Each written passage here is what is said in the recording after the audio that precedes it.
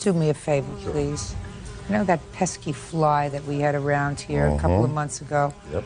Well, he's been resurrected. So could you get me one of those little things that you got me before this? No problem. Thank you very much. And Miss Pickering and Mr. Cannon look like two well-behaved people, so I can manage without you for a minute. Be right back. Thank you. Miss Pickering, according to your complaint, you and the defendant were in a relationship and you made a loan to him. It was a loan so that he could take a trip, some sort of a bus trip, a sports trip with some other men. And you want the money back because the relationship is over. Yes. Mr. Cannon says that there was never a loan, that this was sort of a quid pro quo because he had arranged for refinancing on your house at some point. I know you're smiling. We'll get to it. Okay. He had arranged for refinancing on your house, saved you a whole bunch of money, and you agreed that he would be paid by you financing this trip. That's your defense. That's correct, Your Honor. Good, thank you. Thank you.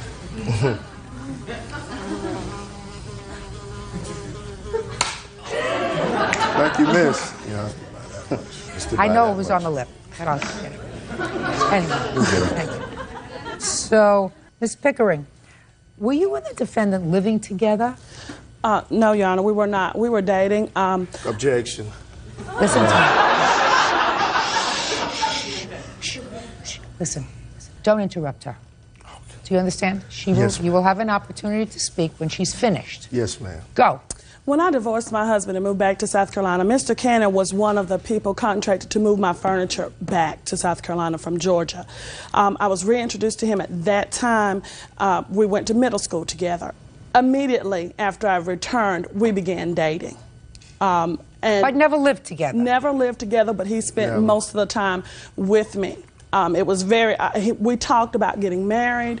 He talked about how it was destiny for us to be together. Stop. Don't frustrate me. Yes, ma'am. I was just saying, let's get to No. Yes. When I look at your direction and ask you a question, you're going to speak. Yes, ma'am. Other than that, you're not going to speak. Okay. So when I said you didn't live together, the answer was we didn't live together, we dated. We dated. Fine. Tell me about this loan that you made to him, when that was, because there were two parts of the loan. Exactly. Mr. Cannon and I had been supportive of each other, making small loans back and forth financially to help each other out when needed during the time that we dated. This particular occasion, in October, he sponsored a trip for the guys. October of what year? October of 2001. He sponsored a trip to a Falcons football game in Atlanta. At some point, he did not have the money to pay for the tickets. So he asked me if he could borrow the money. How much money did he need? It was $960 for the tickets. Although we had exchanged money before loaning process, I felt very uncomfortable with this amount. Well, had the previous loans been smaller loans? They had been much smaller, $50, $100, $150. So, and it had been repaid. Because I felt uncomfortable, I wrote the check to the travel agency. Can I see that, please? I would not write it to him, nor would I give him cash. I was under the assumption that when the guys boarded the bus, that they would pay the remaining balance. When they returned from the trip, I heard of how wonderful it was. When was the trip? The trip was in November. Okay. I heard of how wonderful it was and received a magnet, but not my money. Okay. At that point, I did not question him about it. I was hoping that he would do the right thing because, once again, this is someone I wanted to marry. Later on, in the 11th, November, he also borrowed money again and again in December. Well, what did he borrow money in November for? I was under the impression that it was Christmas gifts. During this time, I've been throwing hints that I wanted an engagement ring. I'm hoping that this was for that purpose. So you were giving him money hoping that he would buy you a ring? I was giving him money hoping that it would help him purchase the Christmas gifts for his children and then have extra to do what I wanted him to do. How much did you give him in November? In November, I gave him a check of $135, and I clearly marked on there that it was a loan. And in December, I also gave a check of $50. And I marked that that was a loan as well. Miss Pickering, he hadn't paid you back the October money yet. Why are you giving him more money? At that time, we were talking about moving in together. I was, lack of a better judgment, I was a fool for love. Right. Okay. I'm not interested in these two little loans. I'm not interested in that because that comes under the category of stupidity. If you lend somebody almost $1,000 and they don't pay you back when they get off the bus, and you lend them another $50 and another $135, then you're not too smart. But once again, Your Honor, he was promising me the whole time, making promises. This is someone. Promises of what? Of commitment, of relationship. Just a second. repaying. I don't care about commitment relationship. That's not my job. You want to go commitment relationship? Go on Jerry Springer. If you want to come here, this is a court. Court, exactly. You talk about if he's making statements to you, he's making statements about returning the money. Exactly. That's all I'm interested in. And he had returned money in the past, and I indicated that it was a loan on the check. I understand that, madam. You're not following me. If you give somebody almost $1,000, which you said to me a moment ago was more money than you had ever given them, and you thoroughly expected him to have the money as soon as he put his keister back on land where you were, and all he gave you was a magnet. Yes, sir. Right? Then when he comes to you and says, I need another $135, I need another $50, you say, you're not getting another penny, my dear, until I get back my $960. And if you do, deal with it. And I don't want to hear about commitment. Commitment, we go someplace else. Commitment, we don't deal with here. All right. Let me hear from you. I'm glad you settled that for me, Your Honor. Don't thank me yet. I'm not finished with you. Where's her $960? Judge Judy continues in a moment. So I, being the wonderful person that I am, tried to save her a lot of money by letting her go through one of my mortgage brokers. What did that cost you? It didn't cost me anything. What it did save her thousands. Right. Real cases, real people. Judge Judy. Kendra Pickering says ex-boyfriend Charles Cannon owes for the cost to attend a football game with his friends. Charles says he saved her thousands by helping to refinance her mobile home. Go ahead. Actually, it should be a balance of $40 owed to me. Just tell me where, honey. Because at the time, right before, I think it was right around September, I was working part-time selling mobile homes. By doing that, I was involved and had relationships with several different mortgage companies. At the time, Ms. Pickering was talking about getting a house refinanced. She had went around to several different other mortgage companies. I did not. I don't want to hear you. Thank you. Talking. Keep talking. I can multitask. Actually, she was thinking about refinancing the house through the mortgage company she was in at the time that she was thinking about refinance. So I, being the wonderful person that I am, tried to save her a lot of money by letting her go through one of my mortgage brokers. And what did that cost you? Actually, it didn't cost me anything. What it did saved her thousands. Right. Didn't cost you anything. So I agreed. I said, well, look, she's getting $13,000 back. I said, well, I agree to set you up with the guy. Just give me a $1,000 referral fee. What kind of character are you? We wasn't in a relationship. This is what kind of a character her are you? imagination of this marriage. Listen to me. What kind of character are you? Wonderful. You know, No. No. Not wonderful. Not I had wonderful. to pay. What, could you quit Not asking? wonderful. Yes, ma'am. And don't tell me no relationship, because although I'm not entertaining these things, clearly she gave you this money. Well, it wasn't to the extent that she's saying, you know. Don't give me extent. Whether you have a little extent, sir, that's your problem, or a bigger extent, that's maybe everybody's problem. He has a smaller extent, he won't acknowledge that. Well, listen to me very carefully. If you have even a smaller extent relationship, which will be your long-term problem. Yes, ma'am. Or not. Yes, ma'am. If you are in a relationship with somebody and intimate with somebody, and if they need something and it doesn't cost you anything, because you know somebody who can help her out getting refinancing for her house and you hook her up with that person, then you don't be a pig and say, well, I'm saving you all this money, so why don't you give me a little bit of money because I saved you all that money. You say, I'm glad I could do something nice for you. I was only doing the American way. But do it the American way with somebody else that you're not sleeping with, sir. Well, Your Honor, well, don't give me well, Your Honor. You owe her $960. She gave it to you. Why don't you give the money back to her and say finished? My point is, the big point is, this was not an issue until she came to my house one evening. And I said, look, I don't want to be bothered. Okay, this was over a year after. She didn't file this till after a year after. I don't want to hear. Yeah, so? It wasn't a big issue till she came to my house. Yeah. way out of control. I said, look, I don't want to be bothered. I'm ready to move on. And the police department had to come by. They told her, look, ma'am, you need to leave. And then she came up with the issues about the money. And they said, well, if that's the problem, you need to go file it in court. So if this lady is saying to you, this is standing in the way of my moving forward, clearly you benefited from this money. Clearly I gave it to you, $960. Yes, ma'am. I feel as if I've been used. You don't want a relationship anymore, and you don't want to return the money. Relationship, I can't force you, but the money, I want you to pay me. Then you give her the money. It didn't cost you any money, right? So you act like a man, whether you have a big commitment or a little commitment. You give her back the money. $960, judgment for the plaintiff, that's all.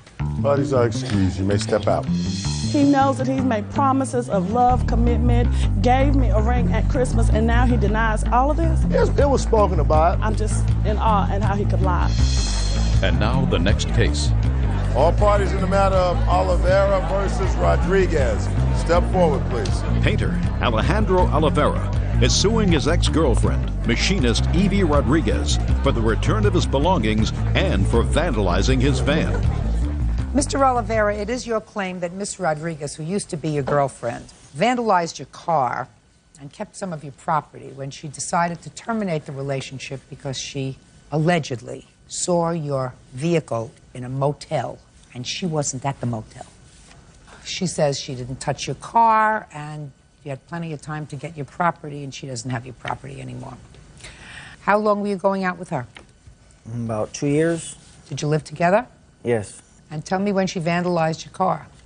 The night that she seen my van at a hotel room. What night was that? Oh, I'm not sure the exact date, but...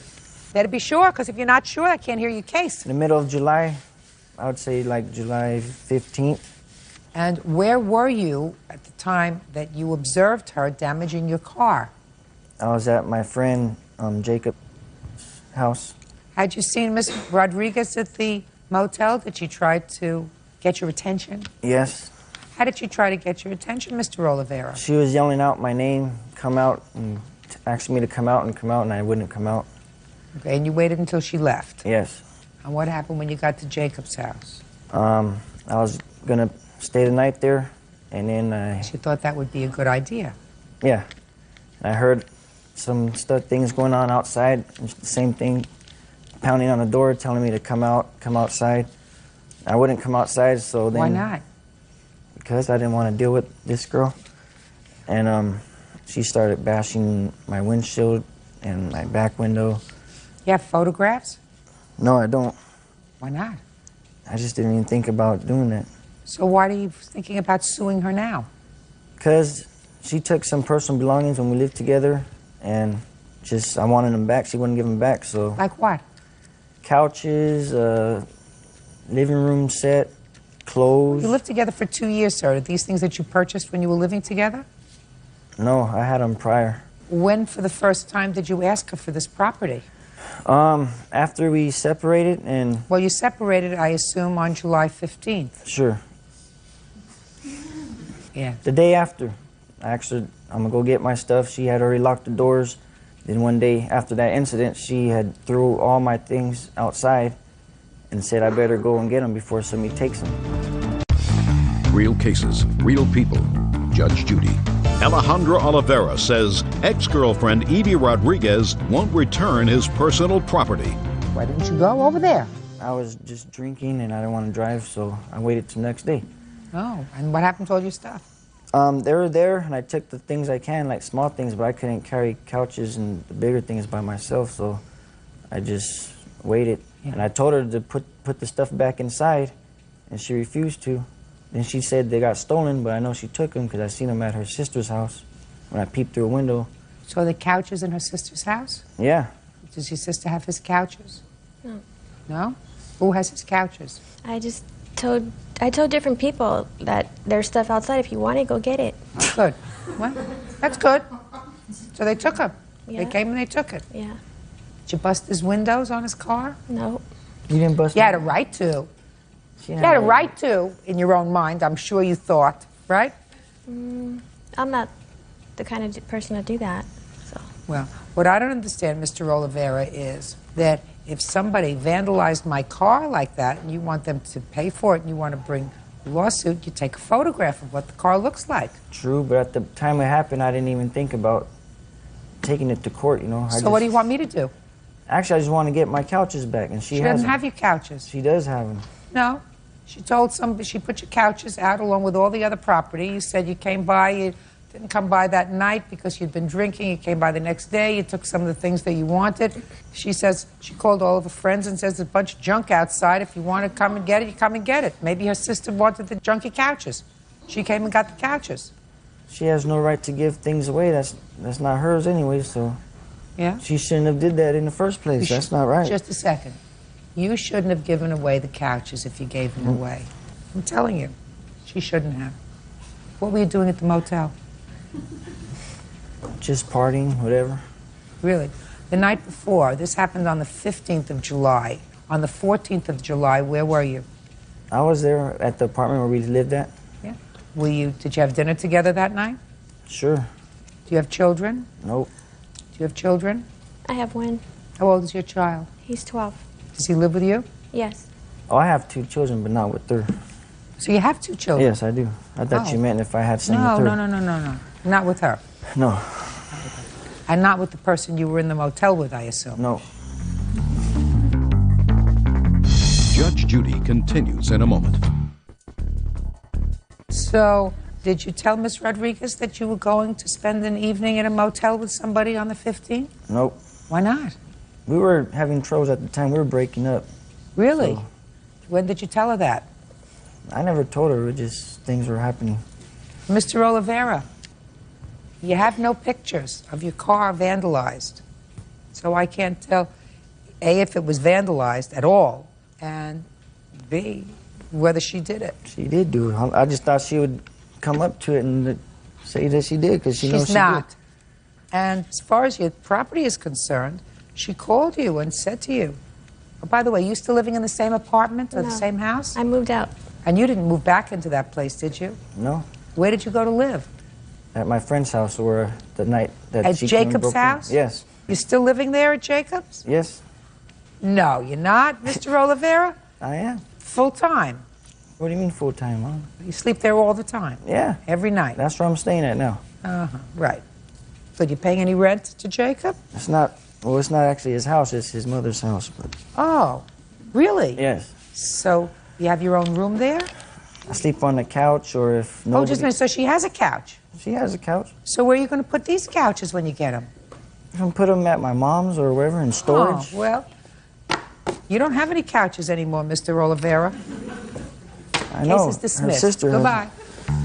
Oh, these are excused. You may step out. I thought it was a good verdict. She wants to lie and be like that. That's how it is. He's just mad because I don't want him back. I was just there with friends. There wasn't nothing going on or nothing. She just took it the wrong way. Watch who I live with next time. She was breaking the windshield with bottles and stuff. No, I didn't do that. Don't go out with crazy women. Next time someone says, come and get your stuff, just go get it. Mr. Water, this is your father, Yes, it is. and you are his girlfriend? Yes. You needed a car. Your father and his girlfriend helped you out with the finances because you didn't have any money. I think the car was $350. Is that right? Yes, it was. And your agreement was that you were supposed to pay them so much per month till the loan was repaid. I think $100 a month. Is that what you agreed to? No. What had you agreed to? We didn't agree on how much exactly. Okay. We just said I would pay him back in installments. All right, that's what you say. In any event, you gave him $100. Right. And it is your claim that at some point he called you up and said, I want the rest of the money. You didn't have it. He came and repossessed the car. And you want the money that you put into the car, which was $160, $100 that you had given to him in an installment, and then $60 for new battery. Your father and his girlfriend say you did not live up to your terms of the agreement, so that they were forced to repossess the car. They want money that you still owe them on the car, which is another $250, even though they have the car, and some money for an additional loan that your father says he made you for some wedding rings or something. I don't know. That's about, I'm sure he'll tell me. Mr. Water, when was the car purchased? It was actually purchased on July 31st, And when did you make the installment payment to your father? on the 1st. 1st of August? Yes. Is that right? That's true. And when did your father call you and say he wanted some more money? Okay, well, he called me on the 25th. I told him that I would not be able to... What did he say to you? He asked me if I would be able to give him some money the next day, because the next day I was supposed to be getting paid. And I told him I wouldn't have no money to give him. And I asked him if he would wait an extra week until the 1st, and then I'd give him some more money. And he said, okay. About 45 minutes to an hour later, he calls me back and tells me that Debbie wants me to call her at work. She tells me it's not good enough. So I told her... What did she say to you, and what did you say to her? Okay, well, I said, I won't get paid tomorrow. I said, I'll have some more money on the 1st. I said, can you guys wait till the 1st? She said, that's not good enough. They bought the car for me, and I should give them their money back. I said, if you guys can't work something out with me, I said, what we can do is we can sell the car. I said, you can give me my money back, and you can take your money. I didn't hear from them for 2 days. On the 27th, early in the morning, he came and said he was coming to pick up the car and demanded me to give him the keys. And what happened? I told him, I asked him, did he have my money? Because I told him he was not taking the car without me having my money. So he comes back around 6 o'clock that evening with the police. And I told the police the same thing, that I don't feel like I should have to give him the car back without me getting my money. So he wrote me a check for $160. As a matter of fact, we had the police exchange the car keys for the check. The police officer told me to keep the original title. He said, just in case anything happens, which was a good thing, because when I went to go cash the check at Money Tree that same day... They had stopped payment on the check. They went online and stopped payment. Okay, so that's what this is about, $160. Right. All right, now let's hear your end of the story. First of all, the agreement between us was that on the 1st she would give $100, and then 2 weeks after that she would give another $100, and then 2 weeks after that she would give another $100, and then $50 after that. The 25th, when I contacted her, she told me then, she said, I won't have the money until the 10th, not the 1st. Did she call you at your place of business? Tell me about the conversation as you were When she called calling. me, I said, Samina, I understand that you don't have your job anymore and you're not able to pay. So what can She had you... lost her job? Yes. How did you know that? She told me. She couldn't pay me. What did she say? Well, actually, on the 15th, she couldn't pay us because she said they didn't put her hours in. She wouldn't get paid till the 25th, which was a Sunday. When I talked to her that night at work, she said that she'd lost her job and that she wasn't going to get paid. And she didn't know when she could give me more money. I said, well, you know, maybe we should just take the car back. And she says, well, y'all can come get the car if you want, but I want my $100. Where is the car now? I have it up at a friend of mine's house. You have somebody to buy it? I did have a person to buy it until she left a message on my answer machine saying that the police officer said if I sold the vehicle that I can be arrested. Do you have the title? Yes, ma'am, I do. It's right here. Oh, good. And it's in your name? It is my name, and it's a Washington State title. Good. Mr. Water, did you lose your job? Actually... No, you have to...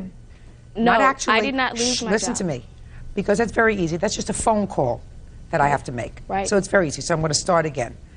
Were you working at the same place, same number of hours in the beginning of August and in the middle of August? Yes, I was. And the end of August? No, I wasn't. You either left, quit, or you were fired? Actually, it was just a work experience. My program was over. What I was doing is I had to take time off for when I had the baby. I have a 4-month-old baby. That was 3 months. I had time off, and then I had to finish my work experience. What 3 months? April, May, and June. I had my baby in May. And July is when you needed a car? Well, actually, I didn't ask for him to get the car. He offered to get me the car. What kind of car did you get? It was an Oldsmobile Cutlass, I believe. Okay. What I want to know from you, sir, is when you wrote her the check for $160, you see, ordinarily, I would say to her, listen, you drove the car for a month. You didn't follow through with your agreement, because I believe you had an agreement that every 2 weeks you were going to get paid, and they had the right to take the car back. And you drove the car for a month. You can't get a rental car for a month. So it cost you $100 for the month. Say goodbye. That's what I would ordinarily say to her.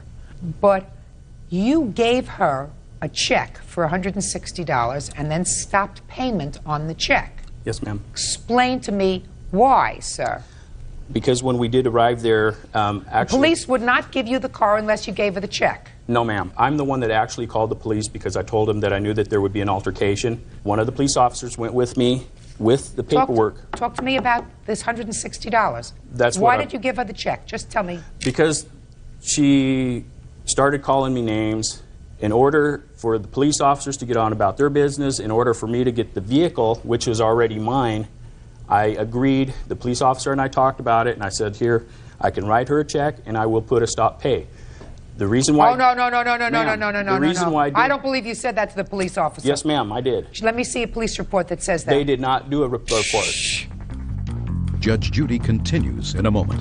6, 5, 4, 2, 1, and 4 months. 6 children. Do you receive public assistance? No, I do not. Sure you do.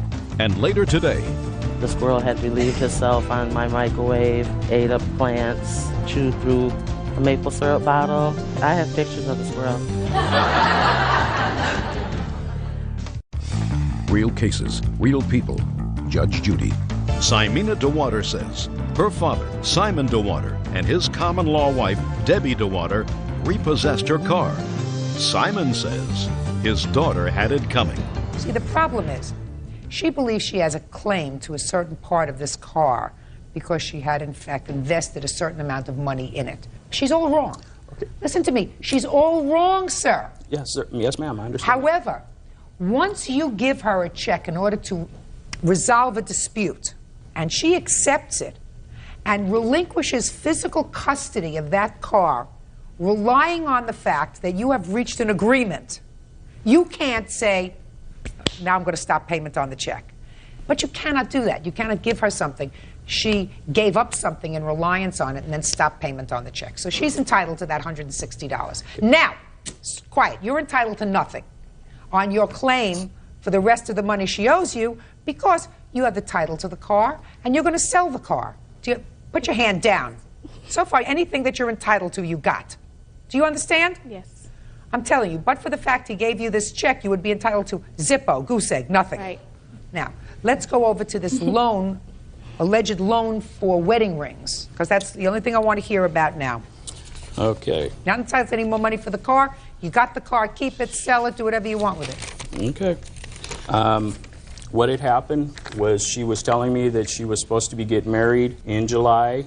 I did offer to buy the rings because they were arguing back and forth. She just wanted a band and he wanted something that had bling bling. So what I did was I went and got them bands with diamonds in it, okay? What I did stipulate before I gave them the rings and they agreed to was that if they did not get married on the date that they said that they would, I wanted the money back for the rings. Then, come that date, she told me they postponed it till the next month because the people from his family wasn't able to come over to where we were. On the date that we went to pick up the car, she got smart. Like I said, she started calling me names. I told her, I said, okay, I want the money for the rings then. Who were you supposed to marry? My kids' father. Your children's father? Yes. How many children do you have with this person? 6. 6 children? And how old are they? 6, 5, 4, 2, 1, and 4 months. And where does this person live? With me. Does this person work? Is he employed? Yes, he does. Have you gotten married yet? No, we have not.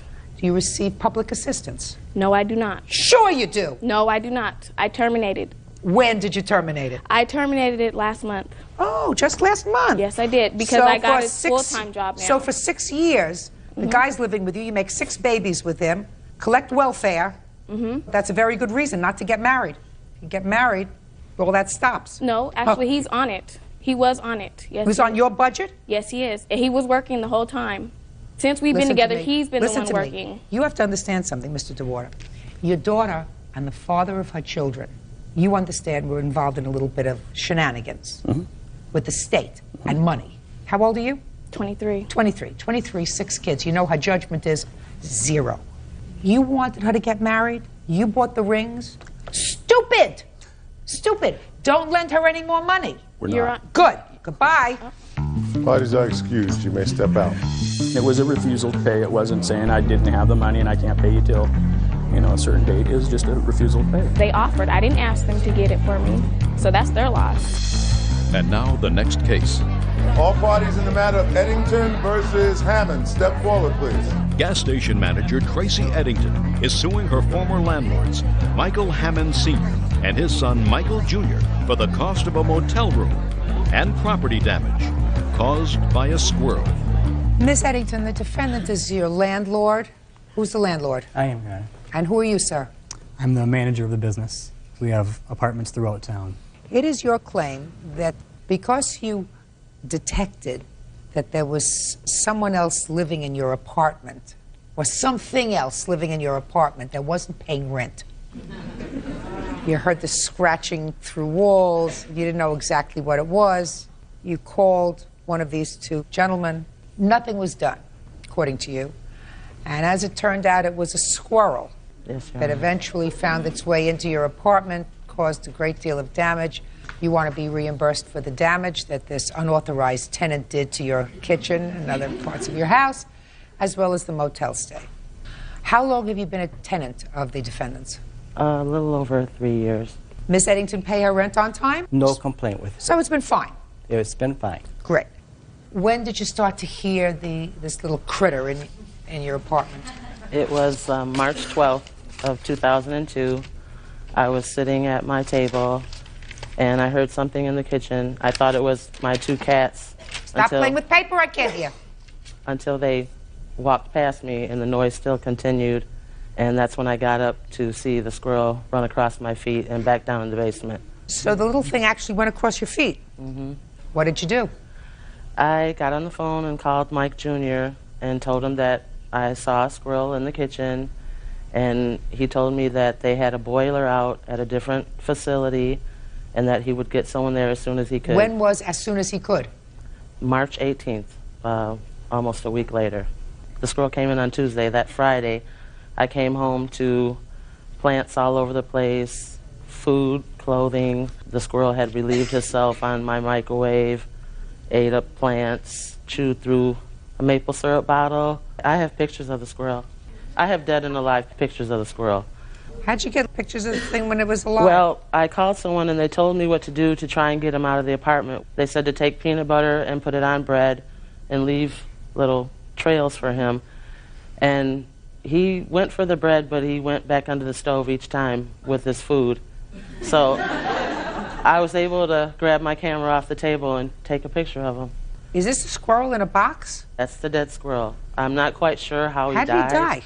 We had a mouse problem, and I put mouse bait down in the basement, and I think it got to him, and he died in my box of clothing. So before the defendant found time to come back to your apartment, all this damage was done? Yes. Friday night, I just grabbed my cats and some clothes, and we went to a motel. How long were you at the motel? 9 days. That following Monday, they did put a trap with crackers in it, and I did go back, and there was never any squirrel, and then my brother finally found the squirrel dead in the box. When did he find the squirrel? March 23rd, the last day I was at the motel. Okay, who wants to talk? I would, Your Honor. Okay, go ahead. The first time we had a phone call, we documented everything, the phone calls, was the 15th, which was on a Friday. She says she called on March 12th. Did you call on March 12th? I called the day that the squirrel came into the apartment. Which was March 12th. How do you know it was March 12th? I remembered I wrote it down. Do you remember what day of the week it was? That was a Tuesday. Did you call after that Tuesday? I called every day after that. Okay, so the first time you documented her phone call, it was March 15th. Is that right? The first time it was brought to my attention was March 15th, which was a Friday. Did you speak to him or to somebody else? I spoke to him. Maybe you were busy. Go ahead. I sent a maintenance worker over there with a flashlight to check the apartment, check the basement. He came back with nothing. Tracy called me back later, said she's still hearing sounds. At this point, there wasn't anything seen, it was only sounds. I went back over there personally, went through the basement, went through the apartment, still found nothing. And then on Monday, which was the 18th, Tracy called me in the morning and said the squirrel had gotten in here, he ate my plants. That's when I called the exterminator, met him over there on Tuesday. The 19th was the quickest he could be over there, who did set up a live trap. And according to my records, Tracy's brother found the squirrel Thursday morning. So we've got conflicting dates, obviously. Okay. But it is clear that even if she called on the 15th and she said to you that there is some sort of animal, rodent, and it was a squirrel because I've seen it. I've seen it. I saw it. It ran across my feet. She says the 12th, you say the 15th. Clearly, it was before the 18th, which was the date of the damage. That if you had gotten the exterminator out there between the 15th and the 18th, but you have a tenant who's a perfectly good tenant, paid a rent on time, not a pest, who says to you there's trouble in my apartment. I mean, it's not the kind of trouble that's an emergency trouble because it's not a pipe burst or water is leaking all over the place. It's a squirrel. But when it became an emergency, she had to move out. For the record, the 15th, when she called me, she was still hearing noises. Didn't actually see the squirrel until the 18th. I thought you told me you saw the squirrel initially. I saw the squirrel on the 12th. Yeah, on the 12th. Yes. That's what she said. And I believe she called you on the 12th, and I believe that you were probably involved in a whole bunch of other things. You see, you manage a whole lot of buildings. Is that That's right? correct, yeah. You got a lot of other things on your plate. She only has one squirrel. She's asking for, as far as I'm concerned, a minimal amount of money. It's just damage to her property, which I see, and reimbursement for motel expenses. She's asking for $581. It seems perfectly reasonable.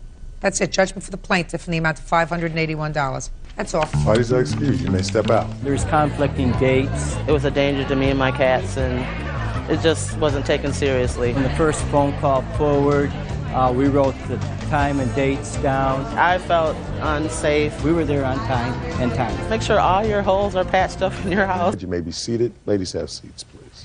Ms. Sanchez, the defendant is your daughter, is that right? That's correct, Your Honor. Your cause of action has two parts. One is for car payments that you say you were forced to make when your daughter didn't make payments on a car that she had bought. The second thing is for items of furniture that you bought for her with certain conditions. She reneged on the conditions, and you feel as if she should be responsible for paying for the furniture, or you want it back. So let's deal with the car first. Tell me about this car. Okay, and she had come back from Alabama in around April, May of 2001. And they How long had she been in Alabama? About 3-4 months. So she calls me and asks me if I could possibly help her get a car, that she had a job and she needed transportation. So I called my banker and asked him if I could borrow some money to help my daughter buy a car. And he said, well, you already have a $1,500 note now. And I said, well, I said she agreed that if I could borrow the money, that she would also pay what I had owed, you know, just so she could have transportation. I don't understand that. Run that by me again. I already owed $1,500. I had a note myself. I asked him if I could borrow an additional $2,700. He said, well, he could combine the two together, and the payments would be $202.29 for 24 months. Go ahead. This year in maybe February, March, I don't know when, she had an accident in the car, and her and her boyfriend had gone to Oklahoma, and she left the Oldsmobile down there and abandoned it. So up until that time, she had made the car payments? Yes. And how much was she making in the car payments? $202.29. But that also included your note. Right. How much were you paying to the bank on your note, Ms. Sanchez? I think mine was $85 a month. So she paid $1,105 on your note. Mm-hmm. Go ahead. And so when she never did go get the car back, when me and my husband went over, it was a $250 deductible. Plus, I had to have new tires put on it. I had to have it all reconditioned. And then what'd you do with it? Well, I sold it on August 15th. Okay, what did you sell it for? For $2,200. $2,200 for the car. The payoff was 19-something. Say $1,900. Mm-hmm. Now, you had to put on new tires. And how much did you spend for new tires? I spent $217. Then I had to have all new lug nuts on it. They were $32.33. How many payments did you make for her? June, July. Because that she had the accident. $672 so She far first said that is she what you did owe it. your daughter. That's what you owe your daughter. She didn't owe you. You owe her.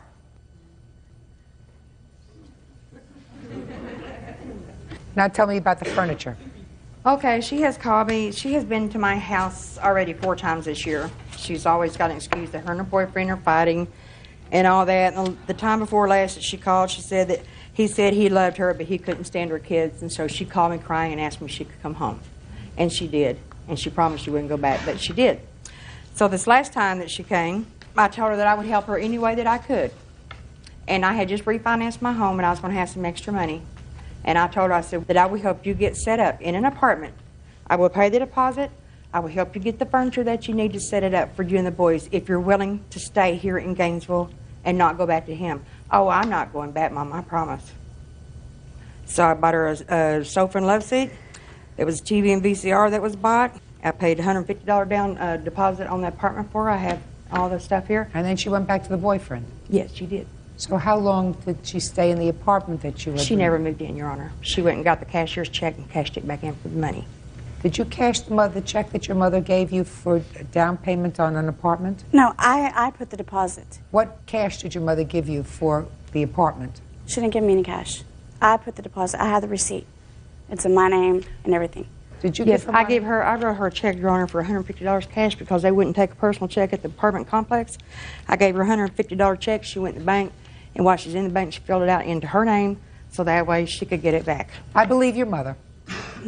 I believe your mother. Don't lie. You know, I mean, so far, you're in pretty good shape. Your mother owes you $672. But don't lie to me, because that makes me feel stupid. Did your mother give you a check for $150? Yes, ma'am. Good. Your Honor, I love my daughter. Up. Just a minute. I got it. I got the drill. No, I got the drill. What other cash did you give her? I bought the sofa and love suit for her. Forget about the sofa and love seat. According to what you just testified to me, you said to her, I'm going to help you get set up, but you have to promise me you're not going to go back to this jerk. And she said to you at the moment, I promise you I'm never going to go back to this jerk. Yes, sir. The other part of what you would have to say in order to make that kind of an agreement is, that's binding is, and if you go back to him, you must return to me the furniture or the value of the furniture. Do you understand? Well, I did say that at one time. Well. But that's not what you told me. You told me what the conversation was with her. How old are your children? 7 and 5. Now, Mr. Dreamboat, is he the father of either of these children? No, ma'am. What kind of work does he do? Excuse me? What word didn't you understand that I just said? He doesn't work. Does he not work because he is in some way physically challenged? No, ma'am. He has we're trying to file for disability for him. So he's in some way physically challenged? He has to have surgery, but since he's older, he can't have tubes in his ear. He has drainage that cause real bad migraines. How much older is he than you are? He's 34. A 34-year-old unemployed somebody who wants to put drains in his ears because he gets headaches and he can't work. Let me ask you this question. And you know, I've been around the block a couple of times. How many times have you called the police with regard to domestic violence in your home? Make sure that I get a correct answer. 1 time. It take a lot for you to call the police to come to your house because... No, ma'am. Really not? You mean there was just a little yelling? No, he yelled at me and I called the police because he was throwing things. He was being violent around your 2 children who are how old? 5 and 7. Yes, ma'am. And he's not the father of those 2 children. No, ma'am. How many times have you had to move away because of him? 2 times. How old are you? 25. Do your 5 and 7-year-old sons have the same father? Yes, sir. Yes, ma'am. Is he employed? Yes, ma'am. Does he have any communication with the children? No, ma'am. Is that by his choice? Yes, ma'am. Another idiot.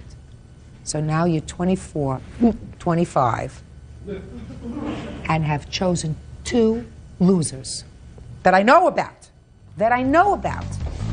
Judge Judy continues in a moment. You want to be a bum magnet. That's your problem. Grow up. And later today, All the walls were torn out. We had talked about it months before. He said it was the spur of the moment, his exact words. Real cases, real people. Judge Judy. Ann Sanchez says her daughter, Felicia Ruiz Mendoza, owes for an unpaid car loan. Ann says Felicia abandoned the vehicle out of state. You can't do this anymore. I don't care if you never have a boyfriend the rest of your life. Either that or take your 2 sons, get down on your knees, beg your mother, say, listen, I made a mistake. Could you please take care of your grandsons? But you're going from one place to another place to another place, going from one loser to another with 2 little boys who are the innocents. Why do you want to do that? I mean, you have a counterclaim that your mother assaulted you when you told her you were leaving again? I didn't. I don't even want to hear the story.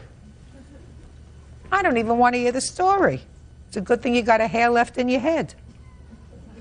She doesn't want you, who she loves, or especially 2 innocent grandchildren, to keep going through this migrant lifestyle that you've selected for your children.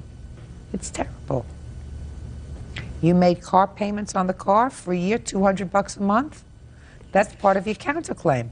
Where can you rent a car for less than $200 a month? Anywhere in the world? No, ma'am. Not as far as I know. So you don't get that back. The next part of your counterclaim is that your mother called Child Protective Services on you. Yes, ma'am. Probably with good cause. From what I hear and from my life's experience, probably with good cause. You called Child Protective Services? Yeah. Yeah. Oh, and what did you tell them? I told them that I was worried about my two grandsons, that they were living in a real bad area in town, and that both of them had a drinking problem, and they have the kids in the car going up and down the highway all the time. In October 2000, they were also called because the children were left in the house alone while she was out running around somewhere. She had left them in the care of a small little girl. This 34-year-old with the tubes in his ears, he has a drinking problem? Yes, they both do. Both do. All the time they're drinking. I mean, they don't buy cans, they buy the big quarts. Your children here today in court? No, ma'am. Where are they? They're at home. With whom? With Carlos. Carlos isn't well enough to be employed, but he's well enough to watch your two sons? Yes, ma'am. Other than watching your two sons, does Carlos have any biological children of his own? Yes, ma'am. How did, you know that I knew that? So at least there's something about Carlos that works. How old are his children? He, 12, 11, and 10, or 9. So this bum isn't paying any child support either because he's got tubes in his ears. Is that right? Yes, ma'am. Are you getting my drift? Yes, ma'am. You better grow up. You made two babies. They are innocent. You're guilty. If you brought them into the world, and you brought them into the world with somebody who's not interested in being their father, then it's your responsibility to be both mother and father to them. And you're not supposed to introduce them to another person who's a bum. You want to be a bum magnet. That's your problem. But you have two children. And if you want to be a bum magnet, then you have to do the right thing and you have to turn over custody of your children to your mother. I mean, how do you know that Carlos isn't home right now drinking a big brew and sitting around and watching television or doing whatever he's doing? How do you know that? I don't. You don't. You don't know whether he's hitting them. You don't know whether he's angry with them. You don't know whether he's locking them in a closet. You don't know whether he's drunk. You don't know what the hell he's doing. And that's better off for your children than being with their grandmother. Grow up! Your counterclaim's dismissed. So is your claim. And I want to tell you something. You have a responsibility. If you believe that your grandsons are being neglected, you have a responsibility to petition for custody in a family court. Now, you may not get it, but if you don't at least take that step and something happens to your grandsons, you're going to be sorry for the rest of your life. Do you understand? That's all. Bye. Parties are excused. You may step out. I thought the judge was fair. Like I said, it wasn't about money. It was about principle. How, you try to help your children and the way they stab you in the back, more or less. There was no reason for her to bring me here. I didn't owe her anything. Like Judge Judy said, he's a bum. He's a no-working alcoholic. And now the next case. All parties in the matter of Wagoner versus Rockema, step forward, please. Truck driver Michael Wagoner and his wife Gabriella are suing their former landlord, foreman Shane Roukema, for destroying their furniture. Shane says the couple's accusations are ridiculous. You rented a house from the defendant, is that Yeah. right? He had a piece of property, and there were two houses on the property. You rented one house. He lives in the other. The back house is a garage that he made into a house. For himself? Yes, And what was the rent on the house you were renting? $550. That a pretty good rent? Very cheap. Why do you think it was so cheap? Because he was, before I lived there, he had a problem with some other tenants that were there, and they had major drug problem there, and so he offered it to me afterwards. And Had you known him before? I've known Shane for about 5 years. And what you're suing him for is you say that he, while he was under the influence of drugs, tore down the walls in your house and ruined your furniture with dust. Scratched up my furniture as well. Tell me about that. Well, on the 22nd of April, I came home and I saw a big old pile of debris out in my front yard. Kept on walking, and I walked up to the door. I opened up the door. Of your house? Yes, and I looked, and all the walls were torn out. Everything. I have pictures here to show that the walls were torn out. Can I see it, please? Mm-hmm. On April 1st, had you paid your rent? Yes. Do you have your rent receipts? Yes. I'd like to see them, please. I take the utilities out of the rent, and I pay them myself. So I pay $450. But after this happened, you only paid him $200. Because he told me, since all the problems that he had caused me, that I only have to pay half of the rent. And you said what? No, and I said, okay, that's fair. Okay, so on May 1st, after this incident happened, you said, okay, that's fair. Here's $200. Yes, because... Okay, Right. I'm just Okay. understanding what happened. Okay, go ahead. Okay, and so when I saw that what he had done, he walked through the back door, and he gave me this strange look, and I said, "What are you doing?" And he told me, basically, he said it had to be done, and I said, "What do you mean it had to be done? You were working on the back, and now all of a sudden you come in my house without permission, without advance warning, and just start doing this with all my furniture here?" And he said it was the spur of the moment, his exact words. Because I asked him, why didn't you cover any of my furniture or anything? And I have my furniture, all of it, showing that it's damaged, right here, all the pictures. I'd like to see it. My big screen TV, everything. He did not cover nothing.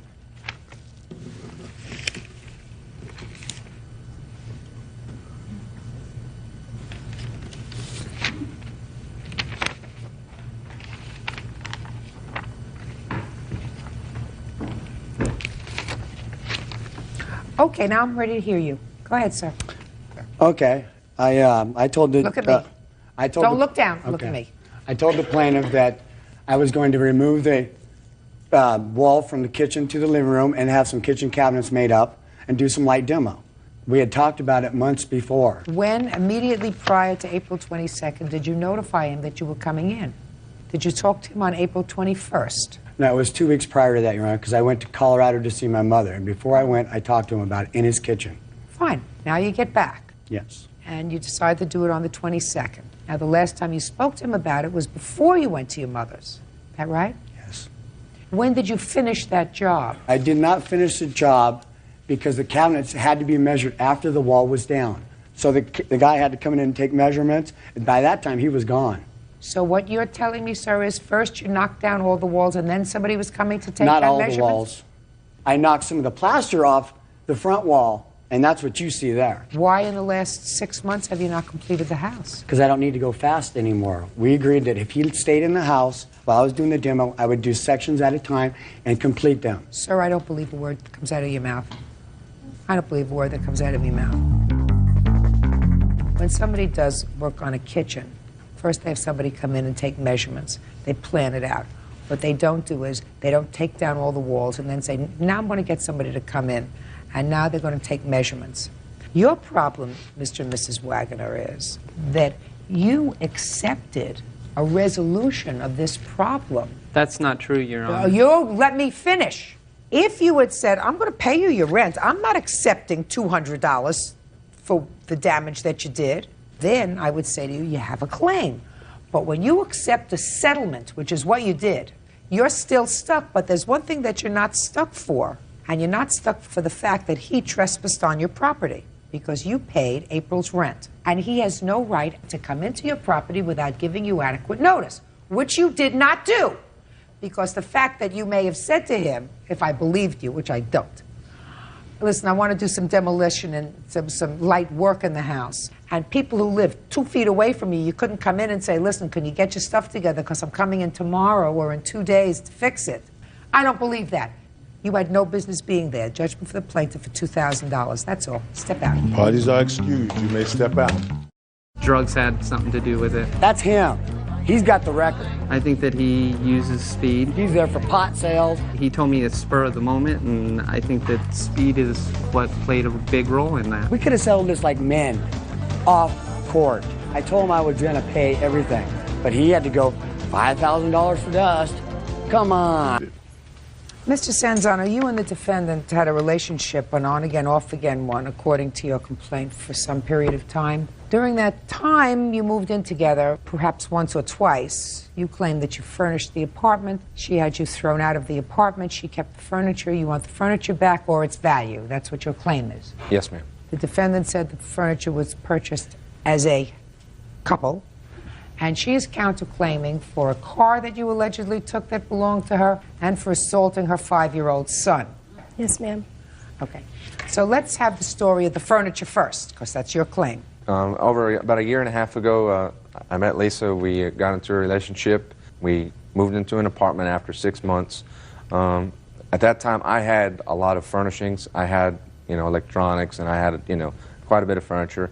Where And had she been living? she lived with her mother for a period of 3 years. Was she living with her mother at the time that you met? Yes, ma'am. Was she living with her mother at the time you moved in together? Prior to us moving in Prior together. to your moving in together? Yes. Did she have any of her own furniture that she moved in with? No, ma'am. Go ahead. At this time, the apartment did need some more things. It was a 3-bedroom apartment, so I went out and I did purchase those things solely. What? At that time, it was... Look at me. Yes. At that time, it was additional bedroom furniture. For whom? For the children's rooms. How many children did she have? She has 4 children. How old are you? 26. Do you have other children? No, Do you ma'am. have children of your own? No, ma'am. Go ahead. Just other things were purchased, just to make, the apartment a complete home. Then after 4 months of living together in this apartment, we separated. I kept the apartment. I kept the furnishings. She kept some of the children's things that, were really for their specific use, not for my use at all. So then, after 3 months went by, I went on to another relationship, and she was seeing somebody else. And after 3 months went by, Lisa contacted me on numerous occasions and wanted to reconcile. And after a few conversations, we began seeing each other again. But then we moved in together. We lived there together in the second home for 4 months. And what had happened, Lisa was being treated for mental health issues, manic depression issues, okay? And she was on her medication. And she decided that she wanted to start drinking again, like, social drinking. And that affected, in my opinion, her treatment with the medication. And as a result, it ended up in disruptiveness in the home. She started to, get violent with me, physical with me. On the second occasion that occurred, I filed a police report rather than get violent back with her. 1 week went by. She decided that she wasn't going to come home anymore to the place where we were living. And she basically threatened me over the telephone from her mother's house, stating that I want the title to my car signed over to me, and I want you out. Otherwise, I'm going to have to file some false accusations against you to get you out through an injunction. Why was the title to her car in your name? Because I purchased the vehicle for her. Some of her monies were yes, included in that. Okay? I'll be very honest with you. Okay? But the total amount of the car?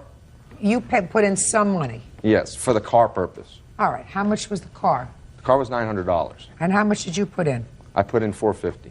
And she put in the rest? Yes. Okay. So that she would have a car to get to and from work. Okay. What kind of work was she doing? She's an administrative assistant for a glass company. And who watches the children? They go to daycare and they go to school, and we had them in summer programs during that time. Okay. So you were put out of the house eventually. What happened was, as a result of my filing of a police report against her, I went and proceeded to file for a domestic injunction. That was granted. Let me see the papers, please, that you filed and when you made the report. Okay. She then also... Shh, let me see. I can read dates. Okay. That was the police report, ma'am. The copy of the injunction.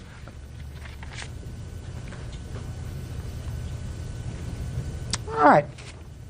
Miss West, can I see the report that you filed with the police department?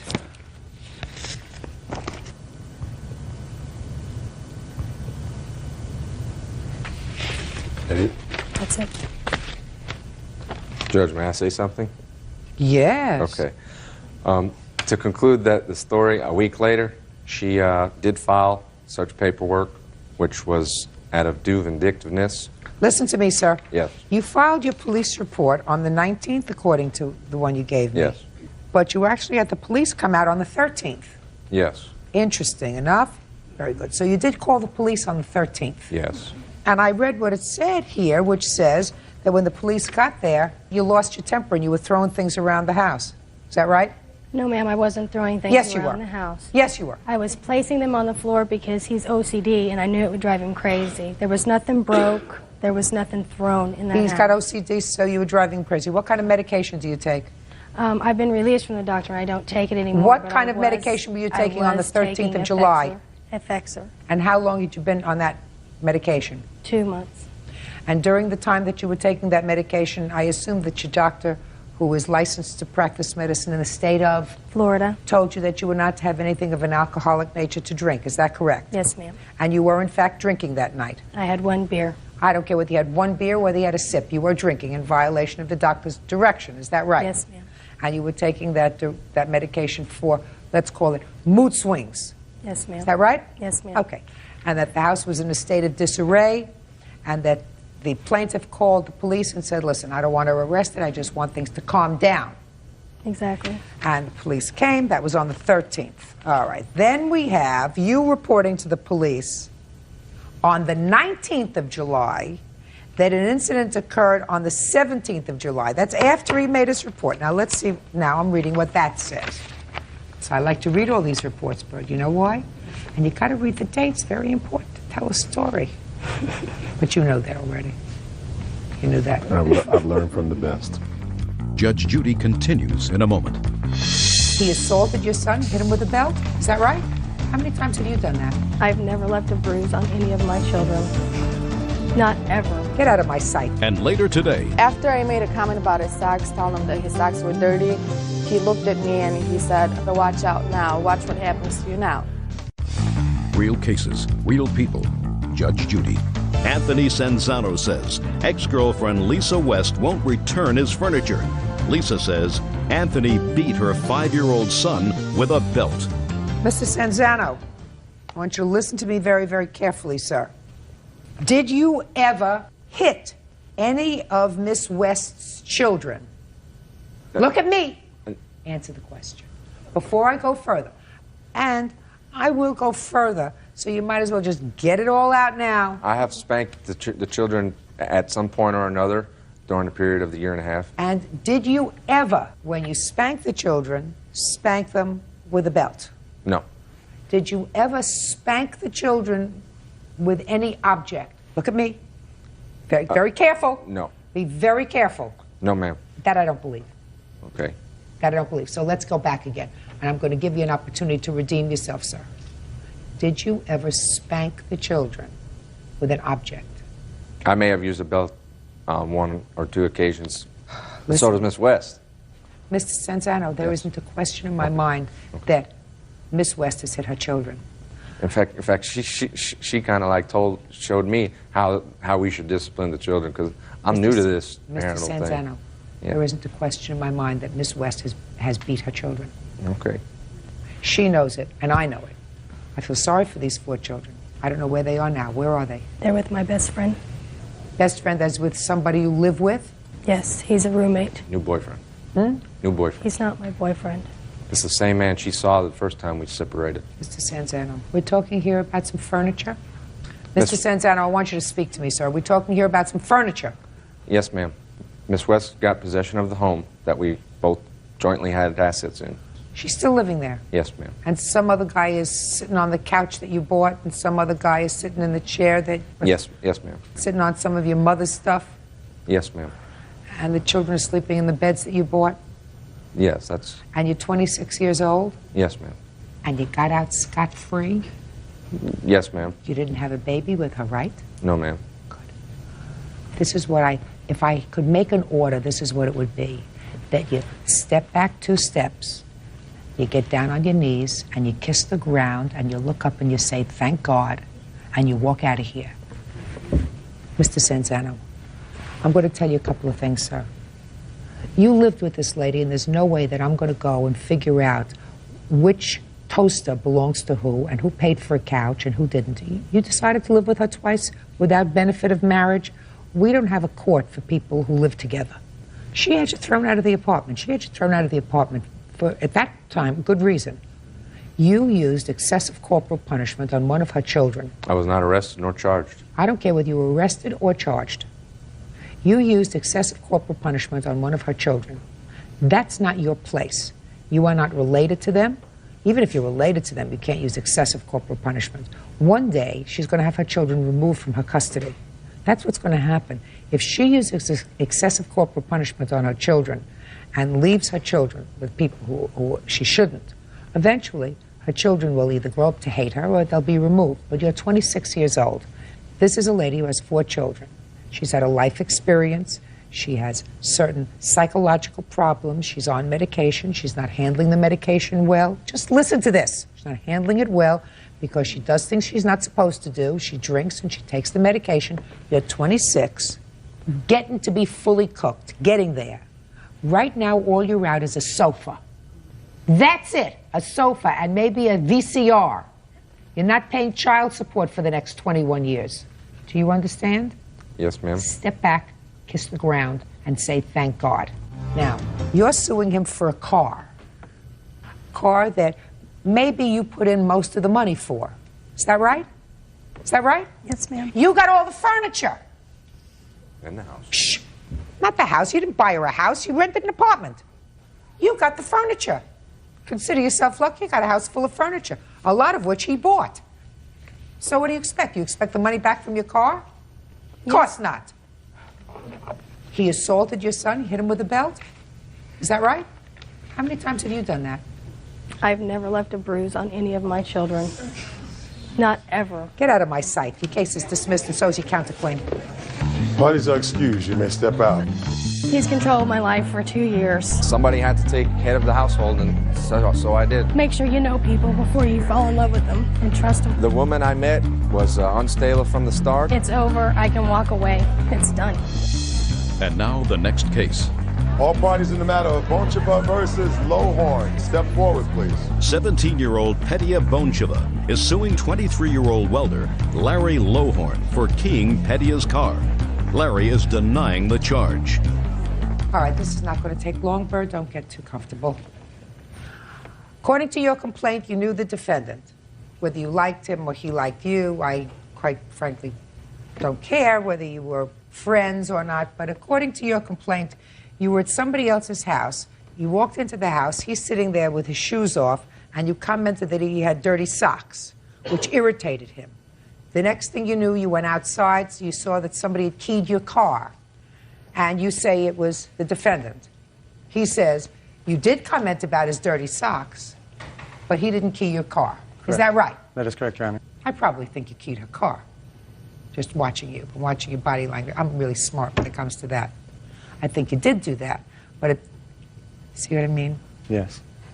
But it's up to her to prove it to me. And you have no witnesses, is that right? No. Nobody saw him do it? No. He didn't admit that he did it? No. So what do you want me to do?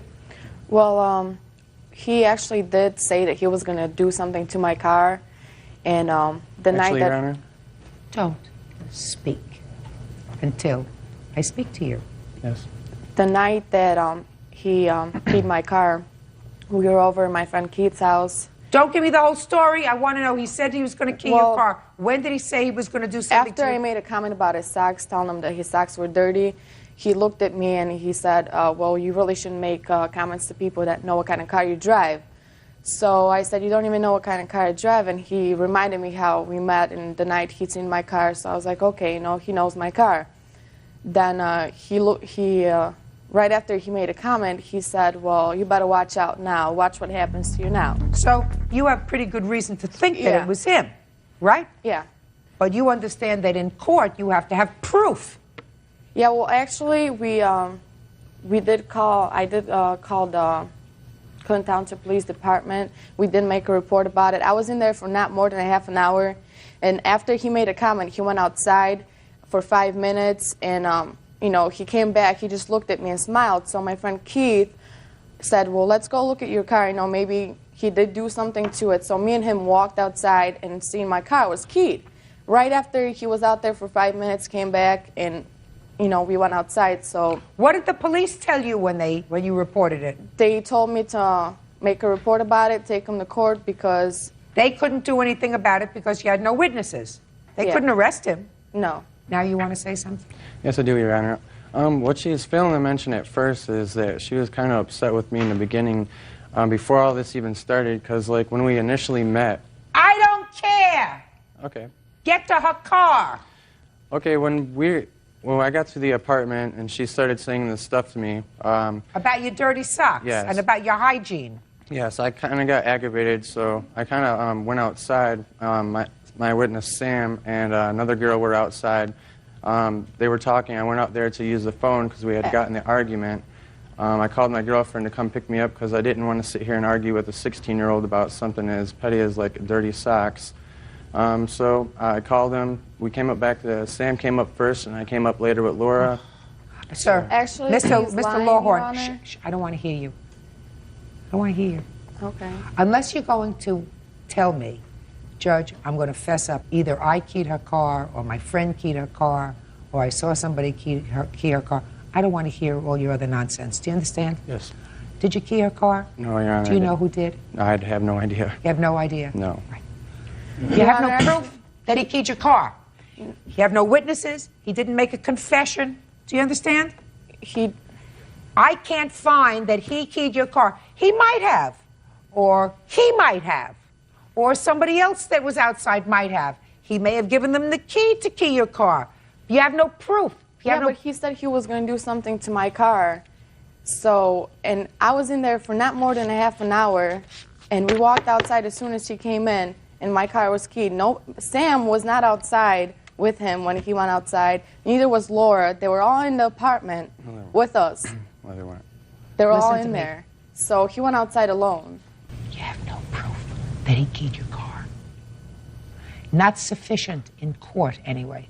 Not sufficient for the police to arrest him for vandalism, and not sufficient for me to be able to charge him for fixing your car. He might have done it. Probably did, based upon his body English, but I can't make a judgment based upon that. So unfortunately, I have to dismiss your case. That's all. Why does that excuse you? May step out. He did say he was going to do something to my car 5 minutes before I walked outside and it was keyed. It's a bad area, so I mean anyone could have done it. Right here, it's all keyed up, both sides of the car. There was no evidence. She didn't see me do it, so I think she made a good judgment. And Judge, you may be seated. Ma'am, have a seat, please. Mr. Schonk, you and Miss Casey had a 7-year relationship and lived together for most of that time, I gather. Is that right? Yes, ma'am. And then you had a rather acrimonious breakup, and each of you claim property loss, that the other is holding property that belongs to the other.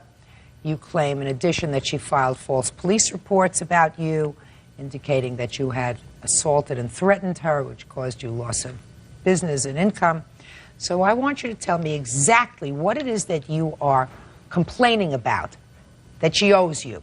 I have a list here, Your Honor, of the items which were not returned to me. She also threw all my belongings that she did get returned to me in the swimming pool, including books, pictures. Had you been living together up to that time? Yes, ma'am, for 7 years. Okay. And on what date did you leave the house, and under what circumstances? I believe it was the 6th of May was the date of the restraining order. Tell me what happened on the 6th of May. During the day, she was telling me that she was getting a restraining order and having me removed from the property, and I kept telling her that I didn't feel she had a right to a restraining order because I'd been peaceful. She kept on. Well, I got angry, and that night I had a few beers with my friends, and I went to her house. I woke her up quietly. I said, Charlene, we need to talk about this. We need to work this out. She pulled a pillow over her head and yelled at me that tomorrow the police would be escorting me out of there. And I said, how are you going to do that? And she said, well, I'll make something up. That's not true. Did the police come the next day? The police did come that evening, I guess. I don't know. I left and had no further dealings with Charlene since. Okay. Can I see that list of property, please? I do have police reports, too. Just a minute.